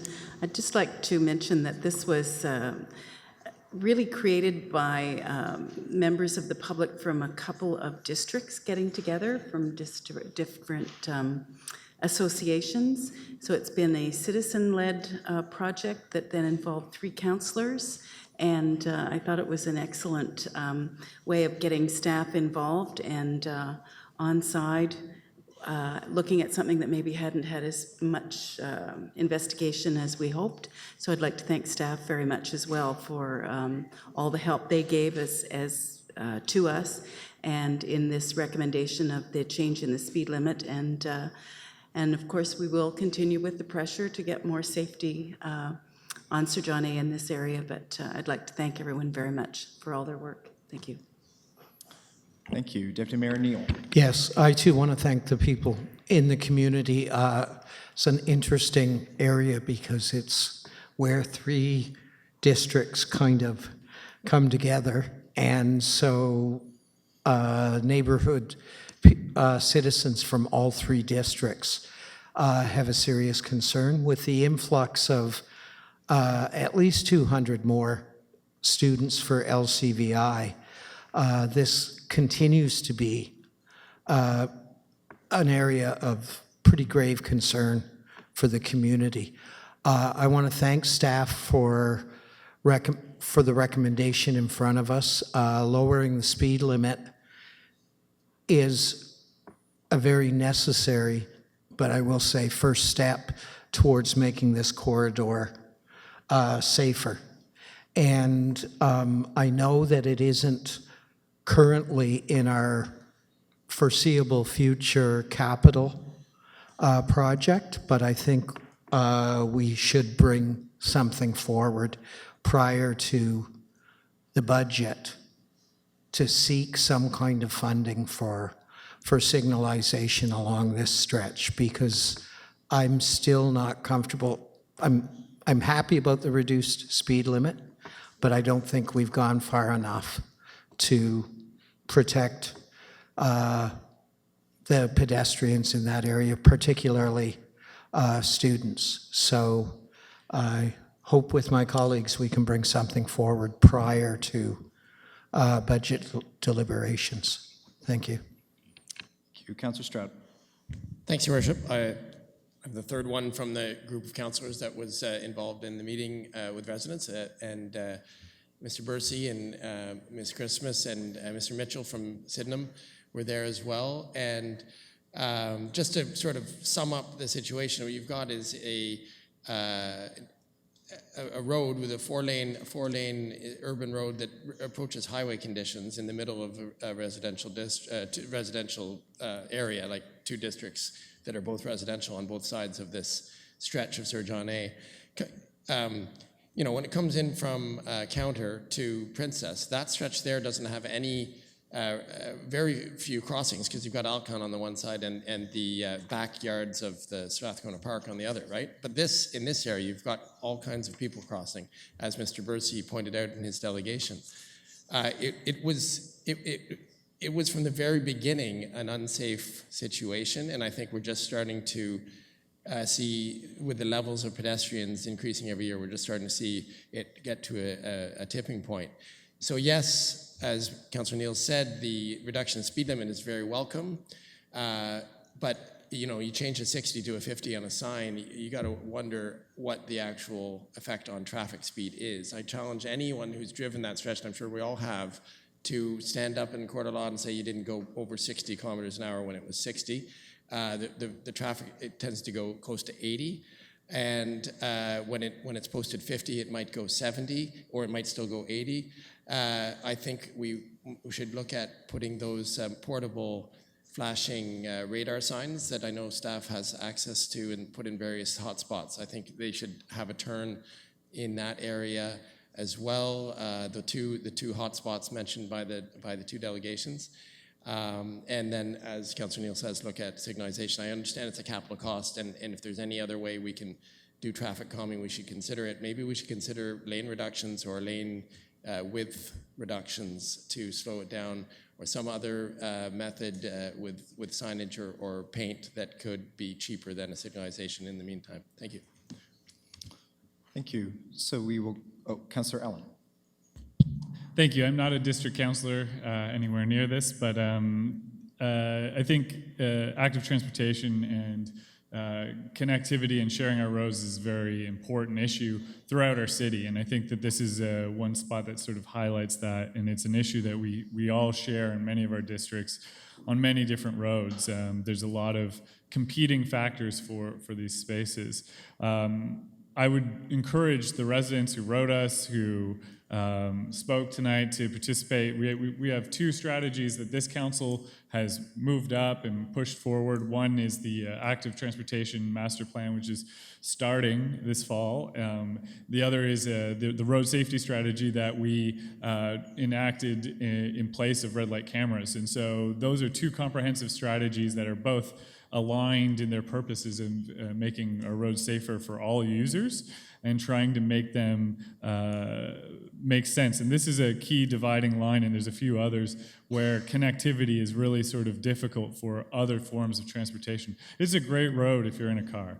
It's not a great road for everyone else, and I think we can make that work, especially to encourage our school children and our university students to ride bicycles and walk when it's possible and easy to do so. So I think it's something that we should be listening to and working towards achieving some of those improvements that they're suggesting, because I think all of those improvements are warrant looking at and increasing in some way to improve the connectivity of our city for all users. And I when I worked at Queen's University, that's the route I would take because it was very efficient by car from Countryside District, and there are a lot of people who do that. We have to keep that in mind, but I think there are ways that we can share that space, and I think when we look further west, there are a lot of spaces that are similar that could use that kind of approach as well. And so we might be able to find something through working with these residents that we can apply citywide. So look forward to approving this and then look forward to the work where we improve it citywide for all connectivity for all forms of transportation. Thank you. Thank you. We will call the vote.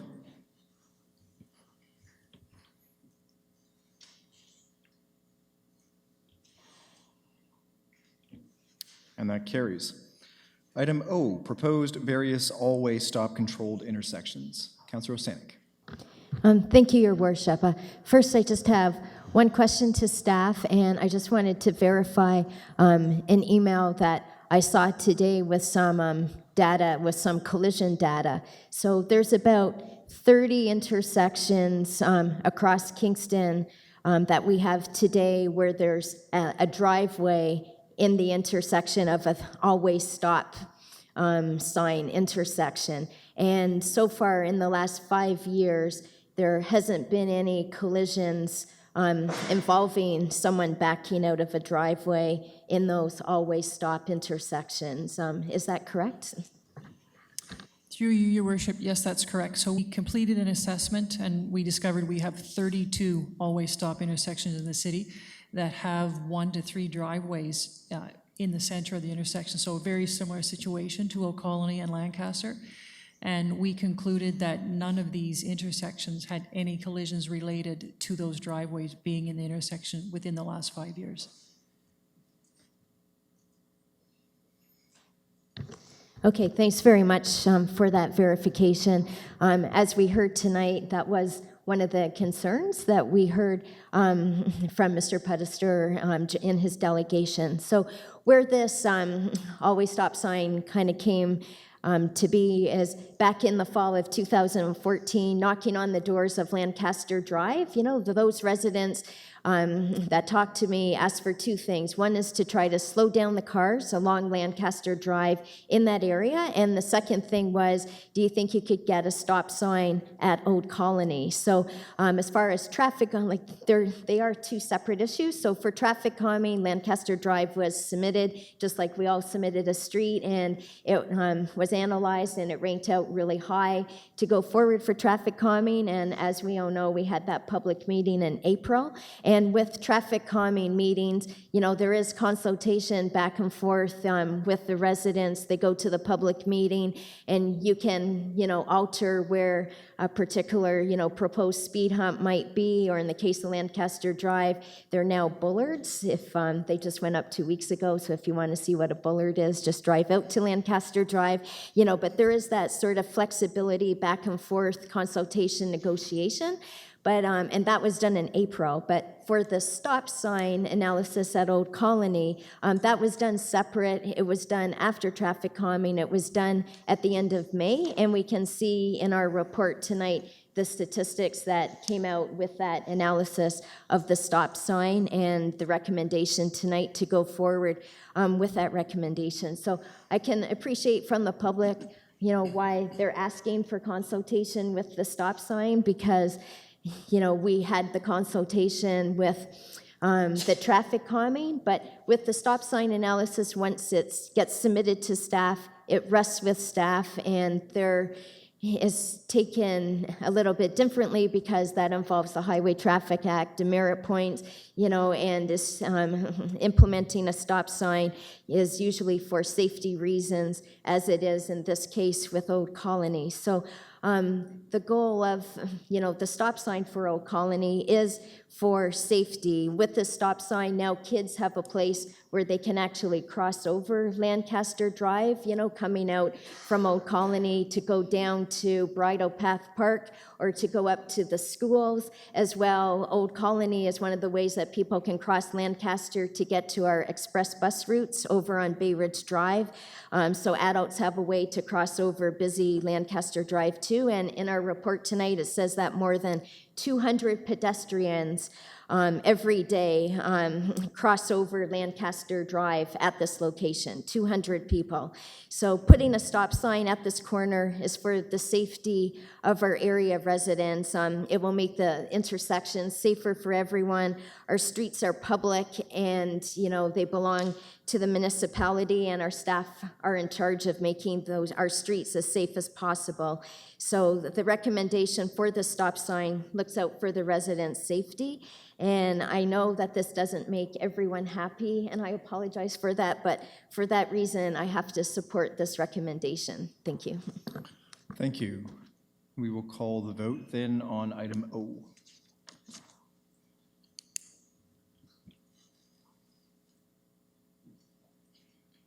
And that carries. Item T, award of contract tree planting program. Councillor Osana. Thank you, Your Worship. I just have a couple of questions for the tree planting, just so I can better understand it. So I know these include the regular trees that we plant every fall, as well as the replacement trees that get cut down due to our emerald ash borer replacement policy. And I just wondered, how many trees are we looking at this fall that's part of the RFP that we're planting? Through you, Your Worship, we're looking at 1,000 trees to be planted this fall. That's great. And the company that's being awarded this is Drake's. They're actually doing the planting, right, Mr. Wells? Because I was always under the impression that our forestry department planted them, but maybe I've always been wrong. So it's the Drake staff that will be planting the trees?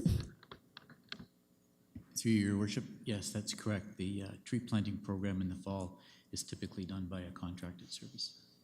Thank you. And my next question is, they'll have the same guarantee as every other, right? So is that 2 years, or and will Drake's also be responsible for watering the trees next year, or for how long a period would they be watering the trees for, of the newly planted ones this fall? So the trees that we have planted for us, the cost is just for the actual physical planting. We look after the trees after that.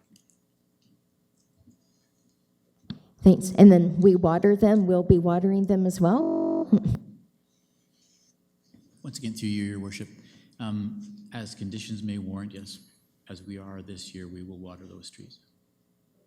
Thank you. And my very last question, thanks for letting me ask so many questions, Your Worship, is for the trees. Okay, so we're doing 1,000 trees, and they're all the same size caliper. So the trees that we're replacing for emerald ash borer are our same, big caliper trees that we usually have done before emerald ash borer ever came to the scene. In the fall time, we always plant large caliper trees. So all of the trees that we're planting this fall are the larger caliper trees. Through you, Your Worship, yes, our fall planting is always the larger caliper trees. We try to stay with that just because we find a better survival rate with the larger caliper tree. Thank you for all that information. Thank you. Councillor Stroud. Thanks. I have a couple other questions along the same lines. Because, well, first of all, it seems like a really good price. Not only did they score high in the other areas, but the price of $79 a tree seems uncommonly low. And I'm wondering, do they have their own tree growing operation? Is that how they're able to come in so low? Or do we know about that from the RFP? Mr. Wells. Through you, Your Worship, the planting contract is just to basically plant the trees. We purchase the trees through a different RFP. So we bring the trees in, we house them and look after them before they get planted. The Drake will come in, they'll pick up the trees, take them to the location and physically put them in the ground and stake them. That's the limit of their contract. It is quite a different price per tree than we're used to seeing, but when staff evaluated the RFP, there was no reason not to accept their price. They had good references, and it's a benefit to us to be able to accept a discounted price. Yeah, as you know, I was a tree planter myself of smaller caliper trees, and I find, and I planted this caliper tree in smaller numbers, and I find it's quite a bit more time consuming. So that's a little bit shocking, but at the same time in a good way because of the low price. And I guess the only thing I could say is maybe we should see what their capacity is. This company and similar companies, if we want to reach the doubling the tree canopy goal. I'm sure that's work that's ongoing, but this type of price helps us get a better. It makes me optimistic that we might be able to meet that goal without the cost being astronomical, as I would have feared at the time. I was wondering if you could comment maybe on the capacity that Drake might have for other projects, or is this as far as they go for their work? Through you, Your Worship, this is the first time that Drake has participated in this RFP for the tree planting.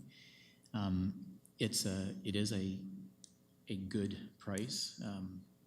Where we will be monitoring their execution through this planting season. That will give us a better understanding of their capabilities and if they are actually able to do what they're able to do. And if that's the case, then we'll definitely continue with the contract for a subsequent year, work with them to see if they have more capacity than that. One of the things you have to be aware of also, though, is our own capacity to find places to plant these large caliber trees and then go through the process of vetting those locations and make sure that they're places where planting a tree of that size or that type or that species will be viable. It's quite onerous for our own staff to do that legwork, so we have to look at our capacity to undertake that as well. Thank you, and I'm happy to support this. Thank you. Thank you. So we will call the vote on item T.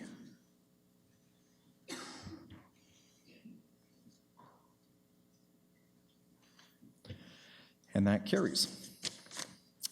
On to report number 83 from the CAO. Moved by Councillor Allen, seconded by Councillor George, that report number 83 from the Chief Administrative Officer recommend be received and adopted clause by clause. So there are two items. The first item is the youth employment strategy. Councillor Allen? Thank you, Your Worship, and through you, I just wanted to reiterate comments and questions that I made earlier in terms of, I think council needs to endorse this and participate in it. I think this is one of those things where if we're there helping these employment events take place, if we're connected and listening to the youth, we'll do a better job managing policy as council. And we may not all be able to get to every event, but I think as councilors, we should be looking towards the next generation. And I think that, again, the city can be a great leader in creating venues for these young people. We've already seen some success with our council internship program with university-educated youth, but I think, you okay over there?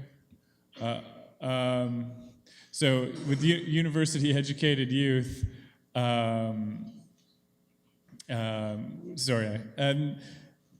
But there are other jobs, other roles that we can inspire public service and a sense of service in youth through our great organization that has a lot of educated and professional leaders in it. And I think that the more we can set that standard, the more other organizations can follow our lead in our blueprint. So I wholeheartedly endorse this, and I want to see it succeed to its maximum level, and I'm happy to do whatever it takes to help support that. Thank you. Deputy Mayor, will you take the chair? I do, and I recognize you. Thank you. I'd certainly just like to add to Councillor Allen's comments that this is, not only is this a very important issue for our community, this is a tremendous opportunity. And I think Ms. Varma said it well. There is no other city that is doing this. This is an opportunity for Kingston to establish itself as a leader with an issue that is of concern across the Western world, quite frankly, is how do we generate more youth employment opportunities? And I credit the federal government and the provincial government that are putting a lot of money and a lot of resources into this. But there's something about, at a local level, bringing all of the key players together and all committing to this goal and using those dollars in effective and new ways. And a lot of it just makes sense. A lot of it is not so much rocket science, it's just a matter of all pulling together and saying, we're actually going to have employers talk to youth and employment agencies talk to the city, and we're all going to work on this together. So I'm excited, I'm inspired by it, and I'm looking forward to getting to work on implementing these recommendations. Thank you. Thank you, and I return the chair. Thank you. So we will call the vote.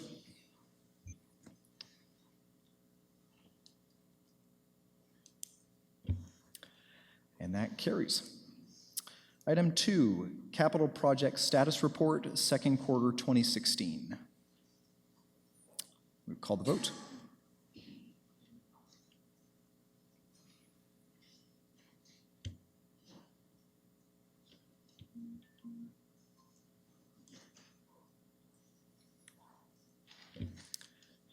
And that carries. Report number 84 from the Environment, Infrastructure, and Transportation Policies Committee.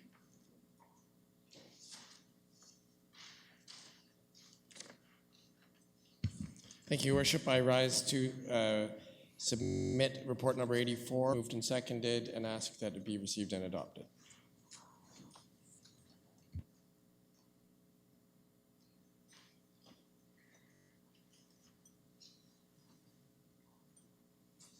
Moved by Councillor Stroud, seconded by Councillor Allen, that report number 84 from the Environment, Infrastructure, and Transportation Policies Committee be received and adopted. So there are 2 items. Number 1, a bylaw to amend bylaw 2005-260, a bylaw regarding the levying of special rates and the charging of fees for waste management services. Number 2, amendments to the solid waste management bylaw. We'll call the vote.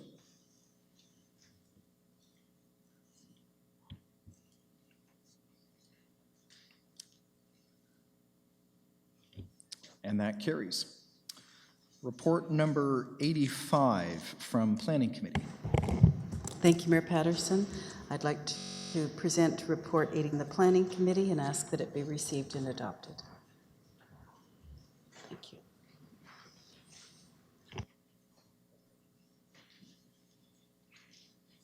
Moved by Councillor Schell, seconded by Councillor Neal, that report number 85 from the Planning Committee be received and adopted. So there are 4 items. Councillor George has asked that number 3 be separated, and we'll separate also number 2 for Councillor McLaren. So first we will call the vote on items 1 and 4. Item 1 is approval of an application for zoning bylaw amendment 1201 Woodhaven Drive. And item 4, approval of an application for zoning bylaw amendment 241 University Avenue.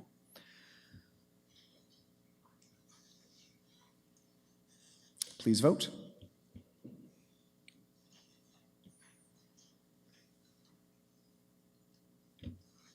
And that carries. Item 2, approval of an application for zoning bylaw amendment 103 Richardson Drive.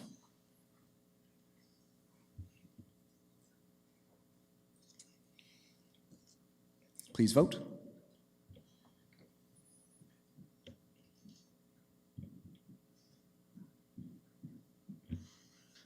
And that carries. Item 3, approval of an application for zoning bylaw amendment 92 Cataraqui Street.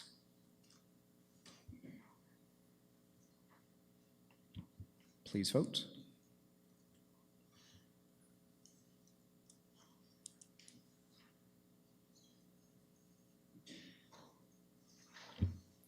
And that carries. Okay. We have nothing from Committee of the Whole. We do have a number of information reports. If you have any questions, just raise your hand as I read through them. Number 1, 2016 Priority Status Matrix Q2 update. Number 2, tender and contract awards subject to the established criteria for delegation of authority for the month of June 2016. Number 3, vegetation management. Councillor Allen. Thank you, Your Worship. Through you, I'm pleased to see this coming forward. I get a number of calls, concern about the spread of certain noxious weeds, as the report says, and so it's great to see a proactive approach being taken here. But there are a few concerns that I just want to make sure that are cleared up. And so, I just first of all, in terms of the so the blades that are sprayed with the broadleaf pesticide, is there going to be a residue left on left on the ground from that? And is that residue going to spread? Could it spread to neighboring fields or yards? Mr. Wells. Through you, Your Worship. I'm pleased to have with me here tonight Bill Lennon, who authored this report and did the research on these applications. And if your indulgence, I'll ask Bill to speak to your question on the wet blade.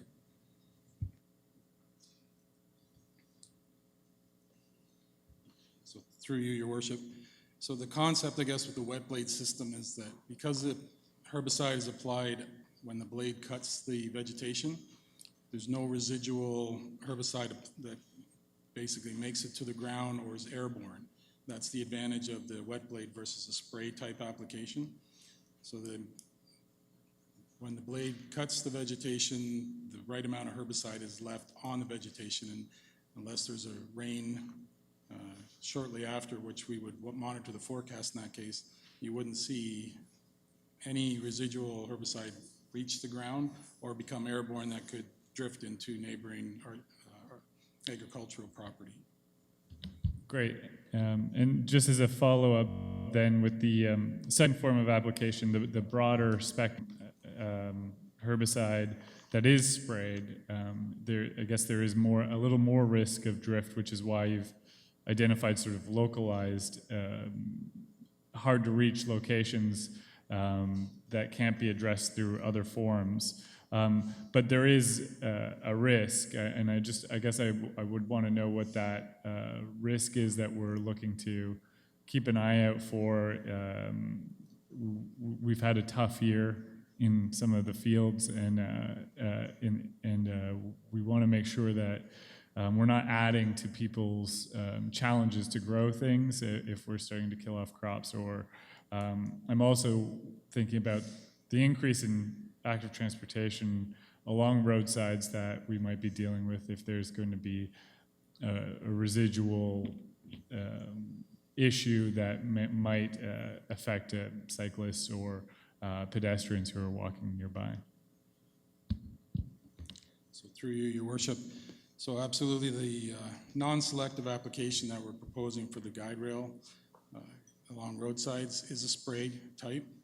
But because we're utilizing a wet blade behind the guide rail and along the roadsides, the spray application won't be airborne as far to, or project as far to reach the limits of the right-of-way.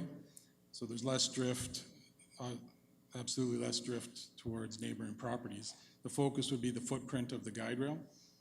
So it's the gravel section of the shoulder. In the report, there's an image from an MTO or an MTO highway in the area where you can see the vegetation beyond the rounding of the shoulder is still green and lush. So it's really just an isolated spray at the footprint of the guide rail.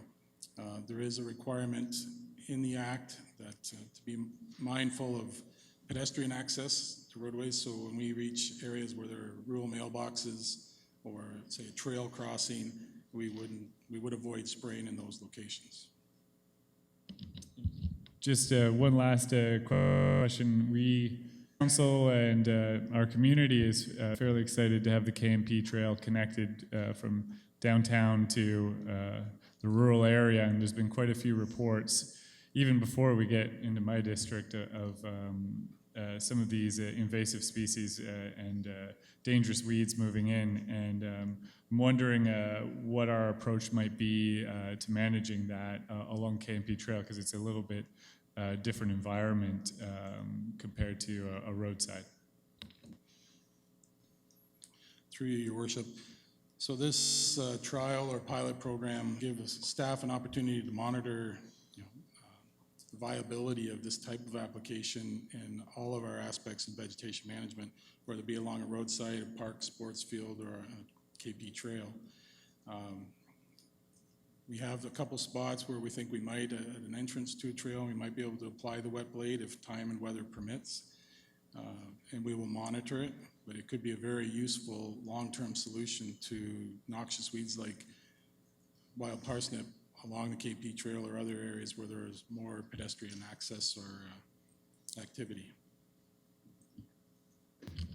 I guess I just thought of another question, and we talk about this a lot in terms of other things, but are there any environmental concerns that we should be aware of in terms of moving forward with this pilot project? Through you, Your Worship, it is a chemical. We have safety data sheets for the proposed chemicals that the licensed contractor will be applying. So we'll have, as part of our public notification process, provide customer service number and provide customer service with the information and or contact information with public works staff to provide the details of the potential health risks. It is low toxicity to humans and animals. It's a very excellent engineered product, is my understanding. So I'm not going to say there's zero risk, but it's a well-used product in the exact environment that we propose to use it in. Okay. Moving on to information report number 4, 2015-2016 Winter Operations Analysis Review. Number 5, Memorial Center Fall Fair Update.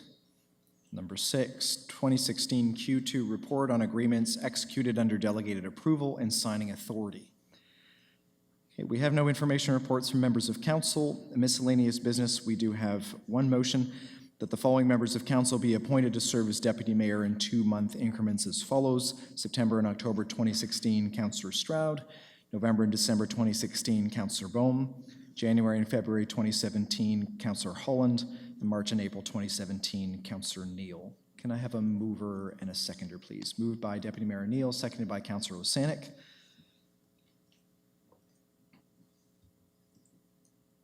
Please vote.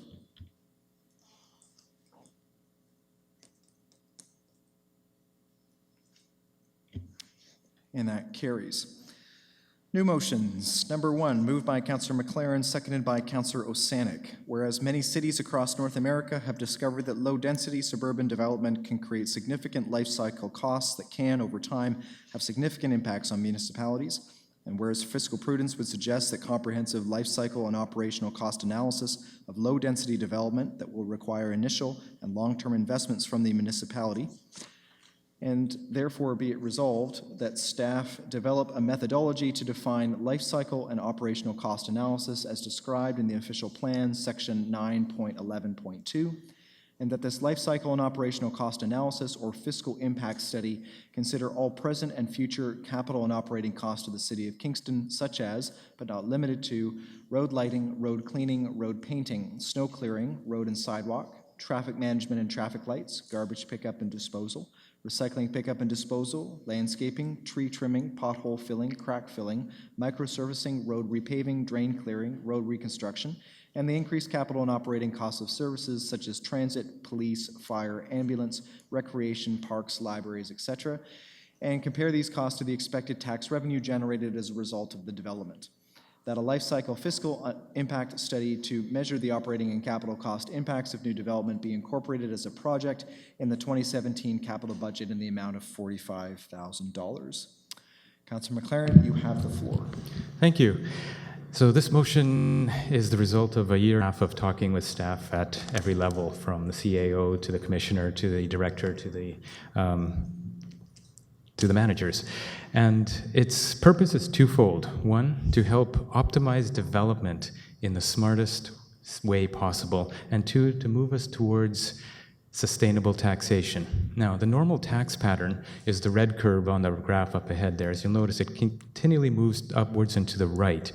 This is what most people expect, and an ever-increasing source of taxation. However, that's not really sustainable. We just can't tax everybody forever. And it doesn't need to or have to be this way. But this motion is in fact directed to try and alleviate that through one particular strategy. Future life cycle costs to the city, they're not exactly well understood. We only have rough estimates and guesstimates of what these costs might be. And these estimates have never really ever been added up, and their sum has never been compared to our future revenue. This data is essential if we're going to optimize land planning for long-term fiscal health.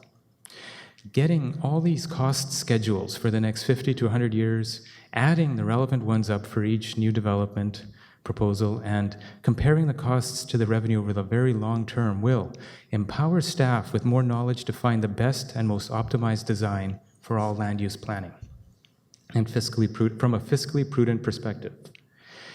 Two, it will also inform future iterations of master plans, design guidelines, and official plans so that improved optimization can continue over time so as to accrue cumulative and compounding benefits with growth. And it's important to understand this is cumulative and compounding. Cumulative because you have several of them, and compounding because it happens over time. The savings accrue over time. And this comes with a life cycle analysis lens. So it's only one lens that we would actually add to all the other myriad of tools that we have when we're planning this. This is important because every city that has studied life cycle cost has determined that some development does not pay for itself. In many cases, development that does not pay for itself is far too common and will have adverse effects on our future fiscal sustainability by providing a non-stop drain on the communal tax pot. Too many such developments force the tax rate up for the whole community to a degree and at a rate that is not necessary and can be mitigated with this proper analysis. As an example, the city of Edmonton recently did this kind of a study, and they found, and this is a quote from a peer-reviewed article, across just 17 of more than 40 new planned development, costs to the city are expected to exceed revenues by nearly $4 billion over the next 60 years, unquote. That's $4 billion that will need to be raised through taxes in Edmonton. This is not exactly the best place to live if you're worried about affordability. By doing this, we have the opportunity to reverse that procedure, or that possibility for Kingston. Now, Kingston is a smaller city. We may not be in the billions, but we are certainly into the hundreds of millions of dollars over 60 or 100 years. That's what we're trying to save here. Cost savings are cumulative and compounded. So if you look at the graph, the blue line, with tax optimization from a fiscal lens, you get the blue curve. And the difference between it, that orange line, represents cost savings over time and efficiencies in planning based on fiscal life cycle analysis. You'll notice that the blue curve tends to stagnate over time. The hope is, the dream is, that at some point in the future, there will be enough new development that will actually contribute positively to the tax pot, the communal tax pot, that the price that each of us pay in taxes will go down on a per unit basis, even as the total amount of tax is collected goes up. This is what makes living here, one of the things that makes living here more affordable. And that is the whole purpose of coming together in a town or in a civilization, that things become better for us. 30 seconds. This is sustainable taxation, and this motion is designed to move us one step closer to that goal, and I hope that you will see this and support it. Thank you. Thank you. Is there anybody else who wishes to speak? Councillor Bone. Thank you, Your Worship, and through you. I understand the intent of this motion, and I think I know where you're going with it. I, however, do have some concerns with it. And part of that is simply where it says to look at all future costs. And I don't know if that's possible to take into account all the variances.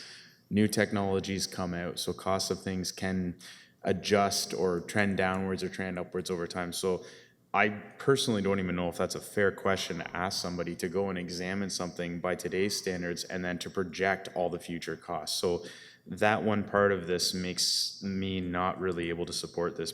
I understand that what you're looking for here is a methodology or some type of model with which you could project what is the cost versus benefit analysis of all developments.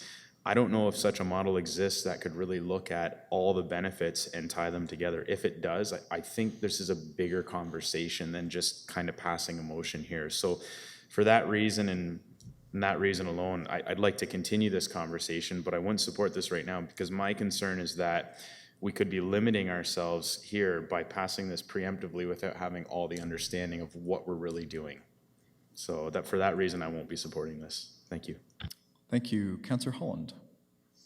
Thank you, Your Worship. I'm just, I guess for clarification, either from the mover or from staff, about essentially the motion is referencing low-density suburban development and the costs associated with that to the city. So I'm curious about whether or not staff interpret this methodology as something that would be used to other projects or to, let's say, what currently exists within the city to analyze costs associated with our own municipal funded developments like recreational facilities, et cetera. Just a little bit of information on that would be really good. Thank you. Who would like to take that? Ms. Agnew. Thank you, and through you, Your Worship. So from a staffing perspective, this type of study, given the fact that, building on what Councillor Boehm said, it's difficult to take into consider all of the costs that would be associated with the future state and time, and some of those things are unknown. So certainly there would be some assumptions that would need to be built into the report, looking at what the standard types of costs associated with capital replacement costs for infrastructure, that type of thing on a go-forward basis.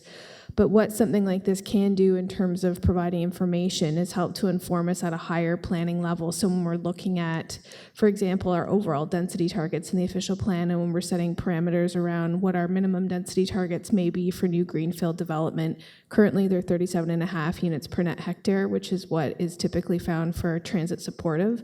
But this type of study done at a higher level could help to inform us that maybe perhaps it needs to be higher, and then we would have the justification to create a higher parameter than what we have right now in the official plan. So from that level, I think it can be helpful in informing staff. It's certainly not meant to be looked at from a development proposal case-by-case basis. Okay, thank you. Okay, I have a speakers list going here. Next on my list is Councillor George. Thank you, Your Worship. Yeah, I concur with what Councillor Holm had to say, and further to that, I mean, I can understand the concern that the councillor has, but at the same time, we have our urban growth strategy that is presented to council. We've identified where the growth is going to be recognized in the city for the next 20, 25 years, and the density levels that are associated with that growth. Every 5 years, we are obligated to go through the Development Charges Act to identify, because of that growth, and project through the development charges what's going to be required as far as the increase in fire vehicles, police vehicles, garbage vehicles. So many items now related to that growth that we're now allowed to incorporate into the development charges, which is born from the development community. They pay into it. So I'm not really sure how much more could be asked for or identified by burdening staff with another project such as this when I think we already have a lot of that already identified through works that we've already been doing and are continuing to do because we're obligated under provincial legislation to do it.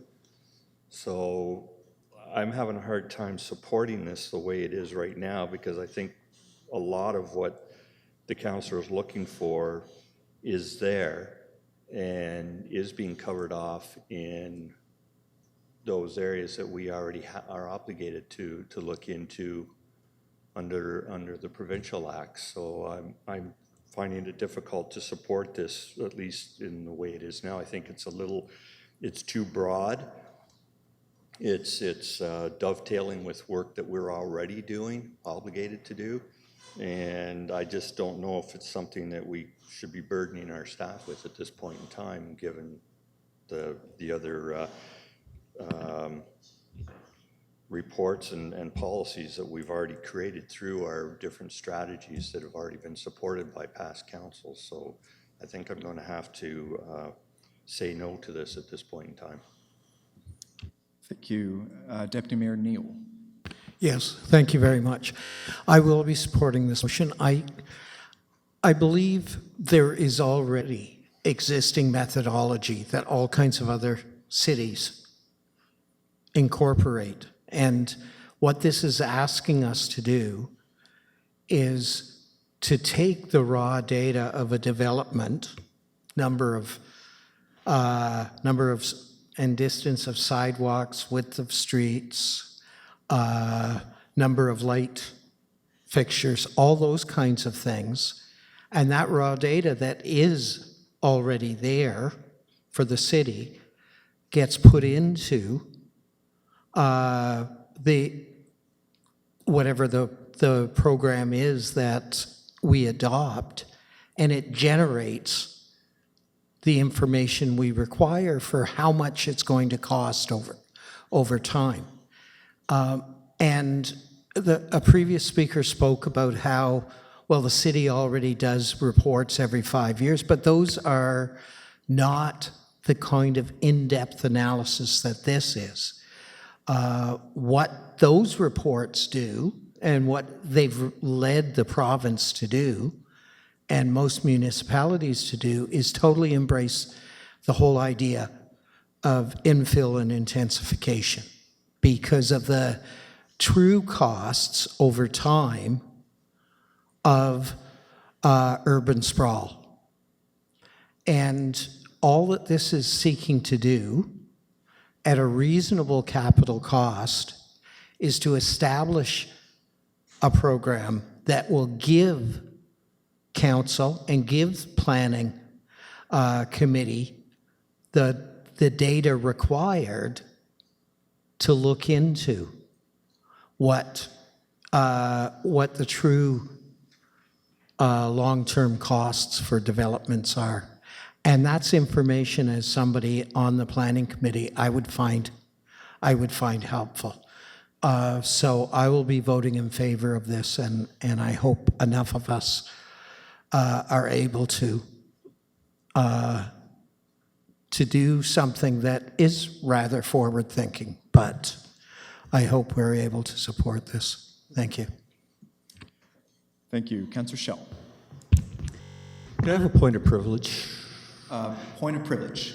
In response, if I may, Your Worship, to a comment that was made early on by the previous speaker in regards to a comment that a previous speaker made, which I'm assuming was myself, in regards to the studies that are done and the accuracy and so on. And I think it just he needs to be corrected that, in fact, the one I was referring to, which was the development charges, I actually sat on the development charges review committee, and they do exactly what the speaker was speaking about. So I appreciate that point. That's not a point of privilege. That's just trying to debate between speakers. So point taken, but we'll move on. Councillor Schell. Thank you. I'd like to know where that graph came from, please. Councillor McLaren. I had help from a friend who is much more adept at making graphs. Okay, so it's self-generated. Self-generated, yes. Okay, thank you. We did have this done once before, and one of the comments you made was it's one tool of many. And my worry, as I've said before, is I think we all can answer this. High rises are the way to go if you're going to cut costs. Simple as that. You can, because high rises just cost less all the way around. And so we kind of know the answer. But this is where I get worried about this kind of focusing on suburban development. If you add in KEDCO to this mix, in my opinion, you would also need to do a study on how you get economic development in a city that is focused on paying less tax, getting more service through how we control buildings in the city, when you know that a very large number of people want a home. That's simply the way the world works. People want an individual home in which to raise their children. Later on, they often want to be in a condo tower. And part of our job as a complete city is to have a way for economic development to happen to attract the kind of people that we want. So it's a constant blending of what we do as a council. So my worry about this before, when it was brought up, is I don't want to start pitting one type of development against another, because the answer is easy if it's only going to be reduced taxation somehow. I realize that staff have discussed it and somehow have agreed that there is a budget for it. So it's tough. I don't mind learning amounts of money. I don't mind learning cost-benefit analysis, so long as it's one tool, not the tool to attain what you've shown as sustainable taxation, but actually shows a graph where the line's dropping down practically to zero if that's where you've started. I realize that, but the graph is pretty chaotic in many ways. It's not really well informed. It doesn't inform me terribly well.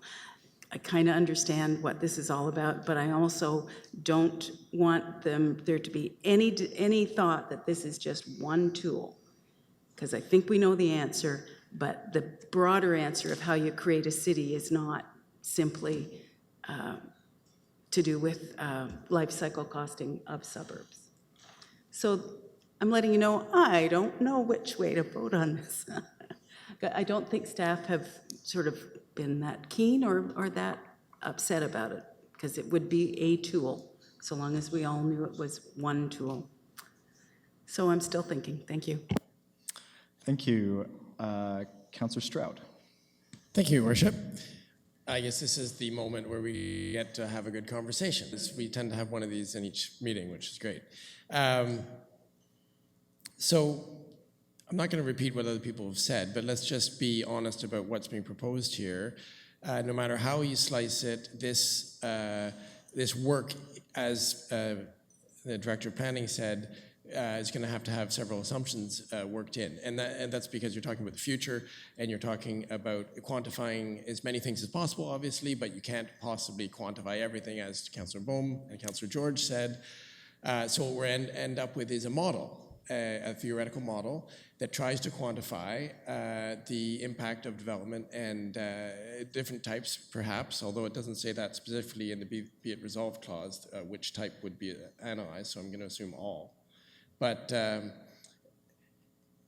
so this happened recently, came from staff. They suggested a tool to us, which was called Economic Impact of Residential Intensification.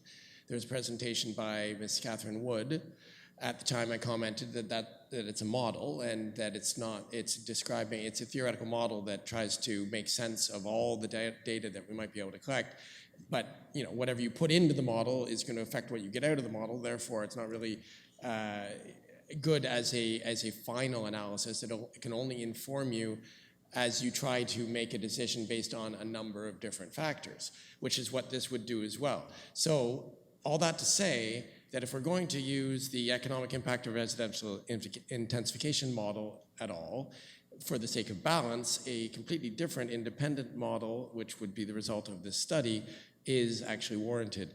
And the cost is $45,000, which is very modest. I think if we can get any kind of a picture of what the cost benefits are in of these aspects from this proposed model, and that's what it is, a theoretical model, then that in combination with the economic impact of residential intensification model, we will have two new sets of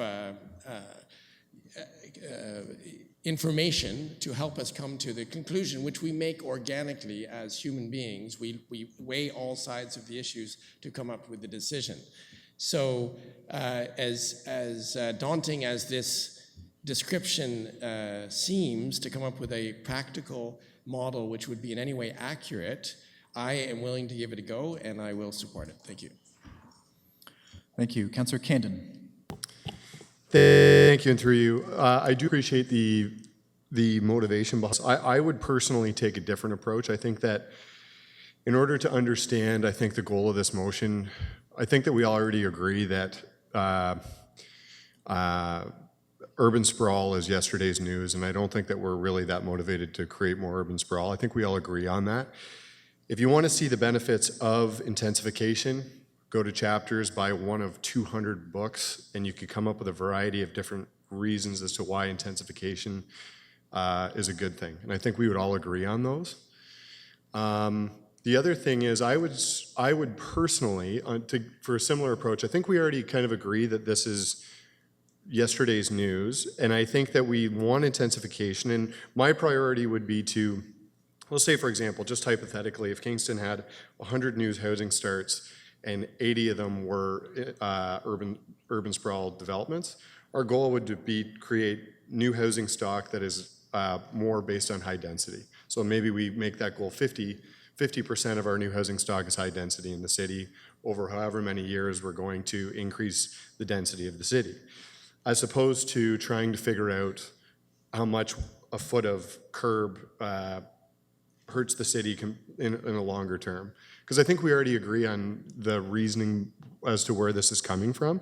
The other thing is, if we did do this, I'm not sure it would really mean anything. The end result, we'd have a little bit of a better understanding from a dollar perspective as to what we're approving or not approving, but it wouldn't really carry that much weight from a planning perspective. I think that if we were to come up with this, it might carry more weight if it was done by like a planning company or organization, or it had a little bit more structure to it. It seems a little bit willy-nilly when we have this report that we paid $45,000 for that I don't really truly know what we would use it for, because I really feel like as a council we agree that intensification's better than urban sprawl.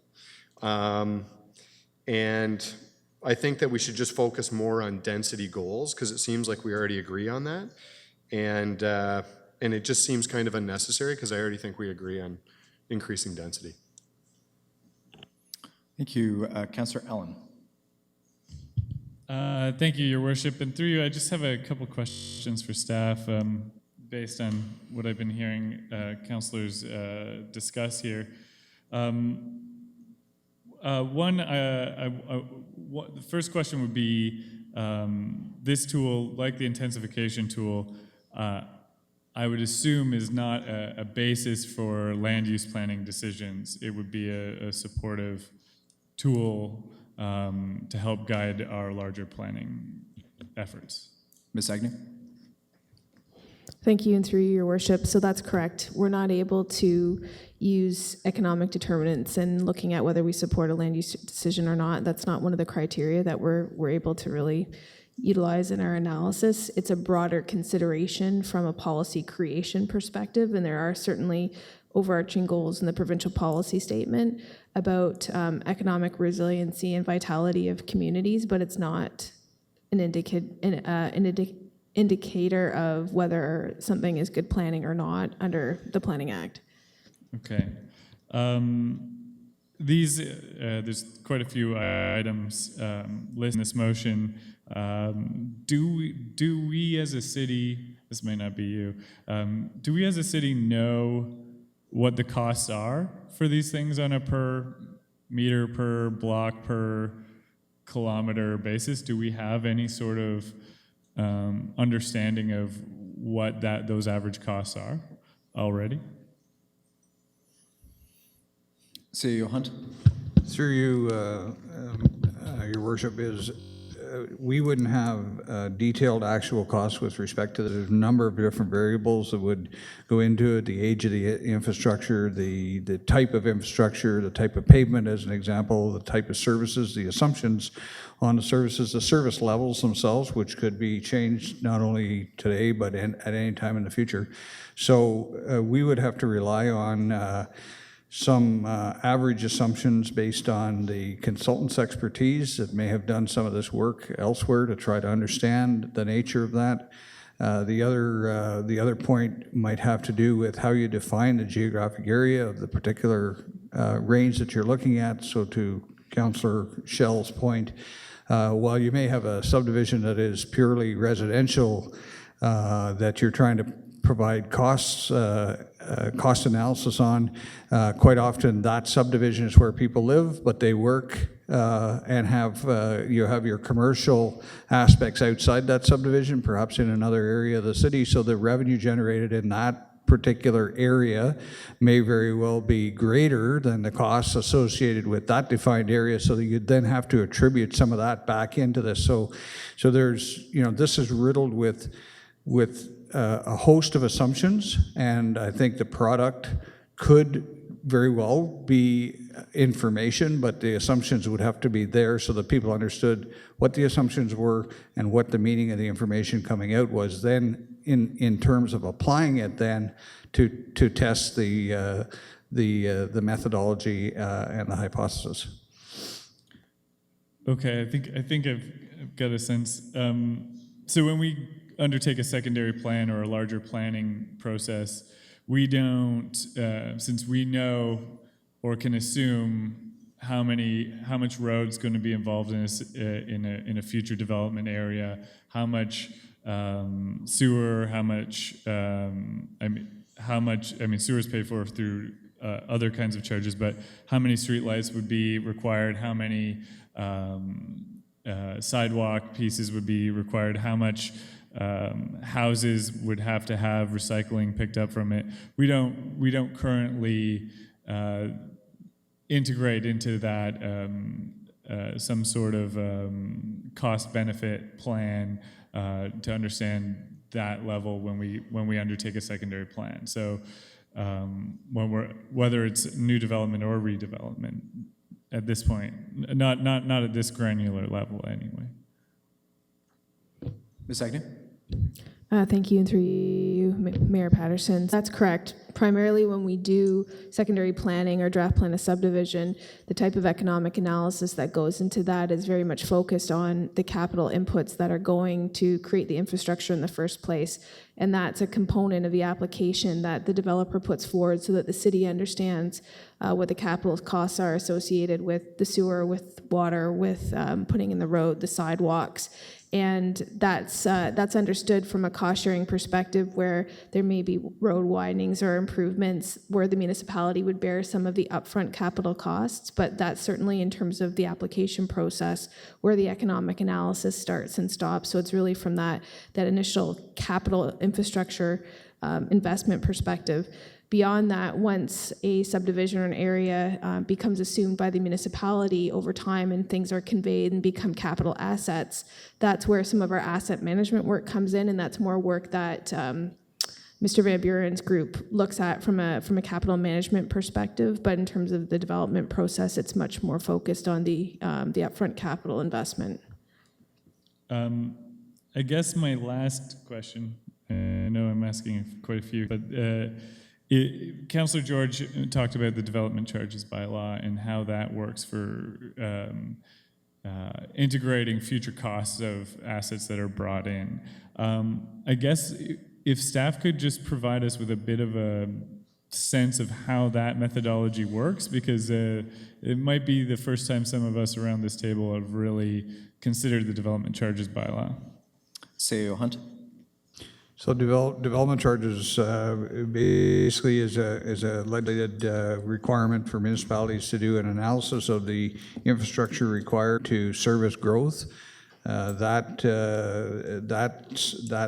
level of service of that infrastructure needs to be defined within the previous 10-year standard. So in other words, if you have a certain standard for transit, as an example, so many minute bus service or whatever, then that standard becomes the standard that you can apply to the new service area in order to collect the funding from the development. Generally speaking, developments that are within the subdivision itself and the infrastructure that's paid within that subdivision, so water service or water connections, sewer lines, roadways within that subdivision, that's all borne at the cost of the developer and obviously recovered from the sale of the lot, so that does not apply. Development charges do not apply to support that. That's fully paid by the developer 100%. The development charges are picked up when they become trunk systems. So as an example, it would be a collector road, or when it became a water or sewer main system, pumping station outside the development area, or excess capacity that you're trying to build in the plant itself. So it's the general service requirements across the urban area that is supported by the development charges legislation, and for us it includes imposed fees. But within the subdivision itself, the actual full borne cost before the city will take over operating responsibilities for that up to the standard that's set by the municipality is paid by the developer upfront as part of that subdivision. So I'm probably pushing my liberties here, but so recently we've had to add some snowplow trucks and some snowplow operators to achieve our level of standard for snowplowing. Would those costs have been anticipated as part of the development charge bylaw? Yes, that's a portion that I neglected. So if a new subdivision contributes to the requirement of adding another police car or another fire truck or a snowplow or a transit bus, all of those, the first one is paid for by development charges.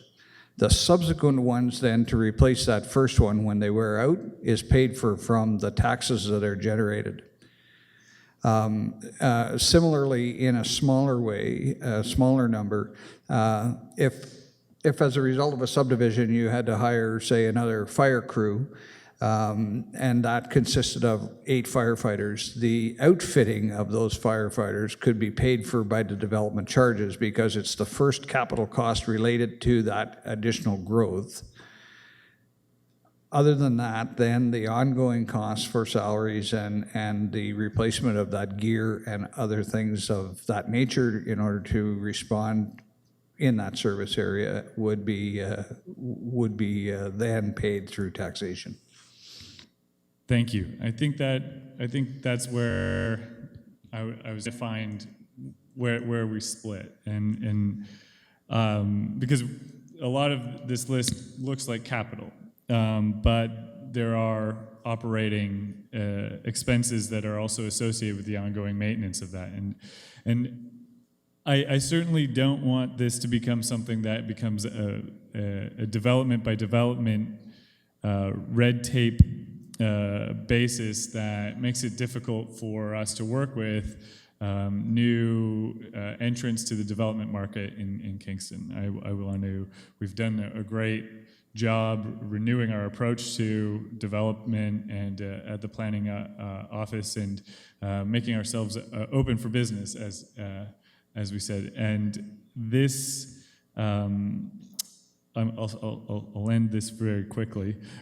This is about having that higher level planning. So if we're integrating these cost benefits, these future operating costs, into our secondary planning processes, into our larger planning processes, then we can sort of understand the implications at a larger level. I don't want to look at this on a development by development basis, but I do want to understand when we're talking about expanding our city or a bunch of reinvestment, we want to know what those future operating costs are, because we do bear those operating dollars on our property tax bills. And because of the nature of our city, that often impacts residential property tax bills. And so I'm going to support this mostly because I want to be able to have this information at that higher level when we're doing the planning level. But I can totally see where Councillor George has been coming from and the others, because we do have a development charges bylaw that undertakes and considers those capital costs that are already there. Thank you. Anybody else who wishes to speak? Councillor Hutchison. Thank you, Your Worship. I think I can hear some of the concerns here. I would think, however, what we're doing is talking about developing a tool to underwrite policy.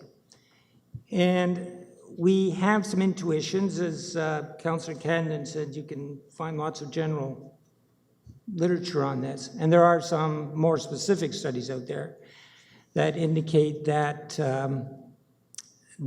cities don't actually pay for themselves when the density drops below a certain level and you get enough of it. So, but we don't know what that is in Kingston, okay? We haven't done that work. And that's what I'm hoping, that this is a stepping stone towards that. That's how I read this. Of course, you know, the concerns about technological change are valid, but you had to start someplace. And if you get lucky, maybe some of the trends don't fall out, right?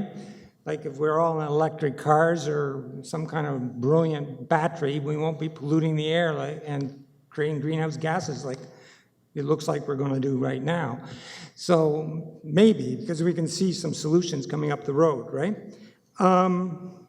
I think the thing is that what it would supply us with is at least a first cut at where density is necessary, the level of density that is necessary to really make the city self-sustaining in terms of how much revenue are you getting. The way I put it to people is, because this is not new. I've talked to senior staff about this before, and it's been done in other places, and I got a couple of studies on this at home, which are general.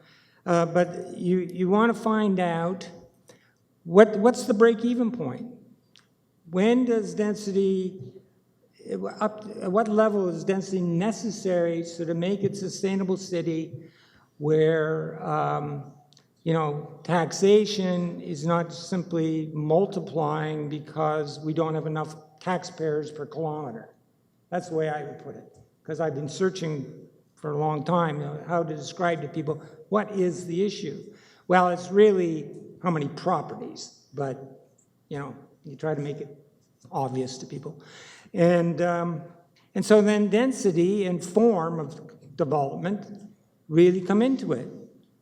Could be high rises, yes, but there are many other ways of being dense, is demonstrated in other cities, which are, you know, amenable or not to different people at different points in their lives. And this would underwrite that kind of analysis too. What do we really need to be sustainable over time? And that's why I think I would support this, because notwithstanding the graph, okay, which I did say something to the councillor a couple of weeks ago when he shared some of this with me. I said, this might not work. But in general, it's up there. And in general, I think if we looked at enough studies, we'd see that generally it's correct, right? Whether it has that you know, thing where you're completely, you know, have a declining tax rate, but that's a little beyond me, given the nature of inflation and all these things. So I'm just saying that I think we should be open to this because the province really wants us to do this as well. And we also need to do it for ourselves. So we can say, rather than a series of general understandings or intuitions, we can say, look, we know this much more, and it's based on this good research. And it sounds to me like staff think they can do it. And why not? And then we'll be just that much better informed. And so I encourage people to vote for this, even if it's despite some of their, uneasiness, because it is a bit breaking a bit new ground. So I can understand that. 30 seconds. Okay? And so that's it. That's my message. Be optimistic. Let's do it. Thank you. Is there anybody else that wishes to speak? Councillor McLaren, you have the last. Thank you. I'd like to say that I may have failed to explain a few things as properly as I could, but if I may just try to do a few of them. I have looked a lot into the DCs, and as staff have just said, they cover the first cost, the first police car, the first outfitting of something. They don't cover it into the next 100 years. That's the difference here. That's what we're looking for. And in particular, I'd like to draw your attention to the first therefore be resolved clause. The official plan asks for this of developers. We don't usually ask it of them. As far as I know, we've never asked it of them because it is onerous. However, if we do the database collection, it becomes very simple to actually do. That's part of what this is meant to do, to cut the red tape and get us more information. Instead of putting it directly on the shoulders of the developer, we can have the assumptions that are talked about in section 911.2 done for them, and it's just a question of filling in a database. Another issue that was brought up is the idea of this being only one tool. There is no such thing as one tool in planning. It's a conflagration of several different intents and policies that come together. This is just one other one. The provincial policy statement talks about having a certain fiscal sustainability to it or fiscal resiliency to it. This fits into there. That's part of what I'm trying to do here. And with regards to the possibility of this being impossible, well, that's part of what a model is supposed to do, is supposed to map what we can't know in its entirety. Other cities have done this, for example, Edmonton, and providing the reports from Edmonton to staff was very enlightening in the sense that we know that it is possible to do this. And it's not just so much about urban sprawl. I mean, that's probably where it's most useful. But every sort of development can benefit from, on the high level, a way to make it more effective from a tax perspective. So even the development that would provide the most benefit to the community can still be made marginally better. And that is helpful in the long run. That's what we're looking for here. So I encourage you to think about the possibilities. The possibility here is that we could be saving a huge amount of money over many, many years. Think about that. And what can we use that money for? There's lots of other things, perhaps the arts, affordable housing. The whole point is that we want to make Kingston more affordable, and this is one more tool to help inform all the myriad of tools that are happening behind the scenes, behind where we see the final product. That's what this is for, to empower staff at every level to make more informed decisions. That seems worth it for me. Thank you. So we will call the vote.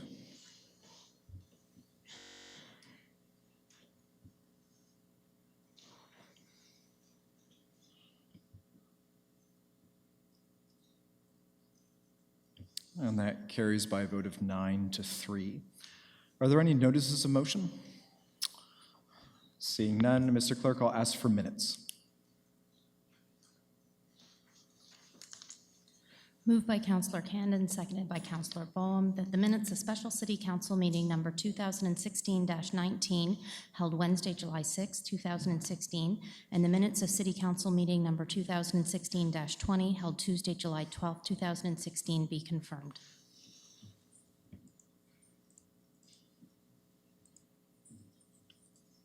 Please vote.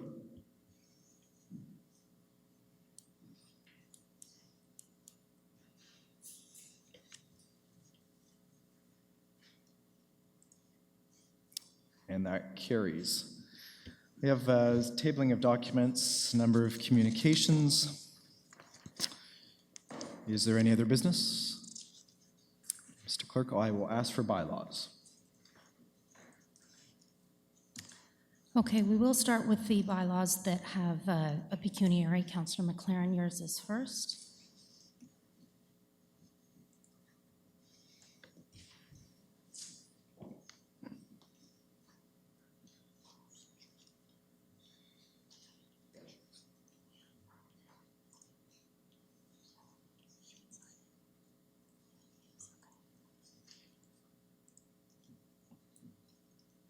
Okay.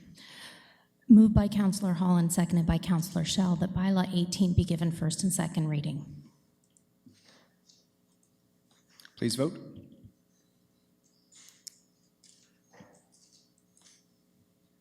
That carries. Moved by Councillor Hall and seconded by Councillor Shell that bylaw 18 be given third reading.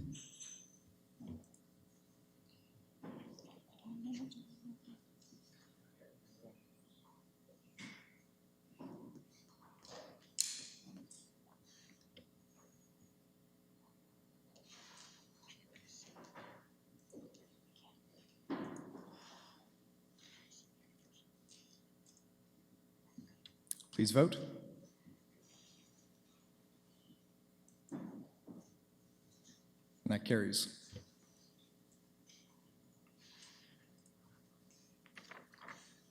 Okay, and the next bylaw vote, yes, Councillor George.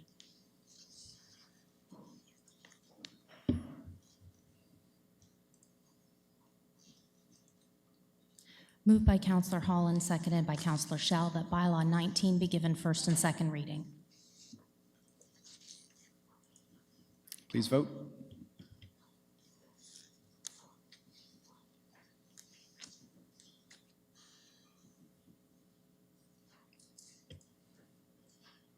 That carries. Moved by Councillor Hall and seconded by Councillor Shell that bylaw 19 be given third reading. Please vote.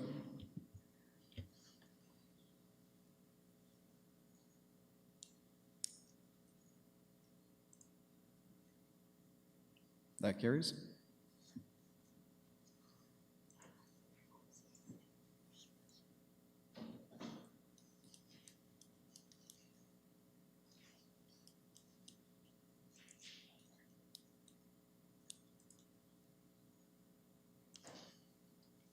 Moved by Councillor Hall and seconded by Councillor Shell that bylaws 1 through 9 and 16, 17, and 20 be given their first and second reading. Please vote.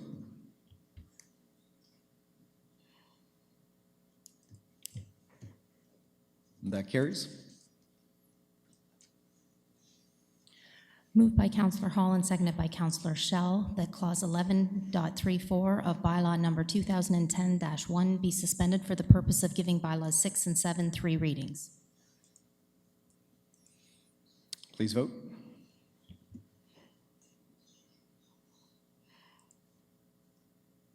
And that carries.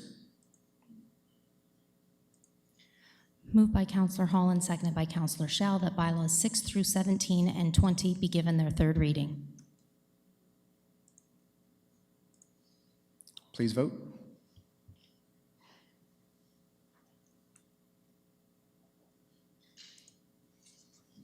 That carries. Motion to adjourn, please. Moved by Councillor George, seconded by Councillor Hutchison. Please vote.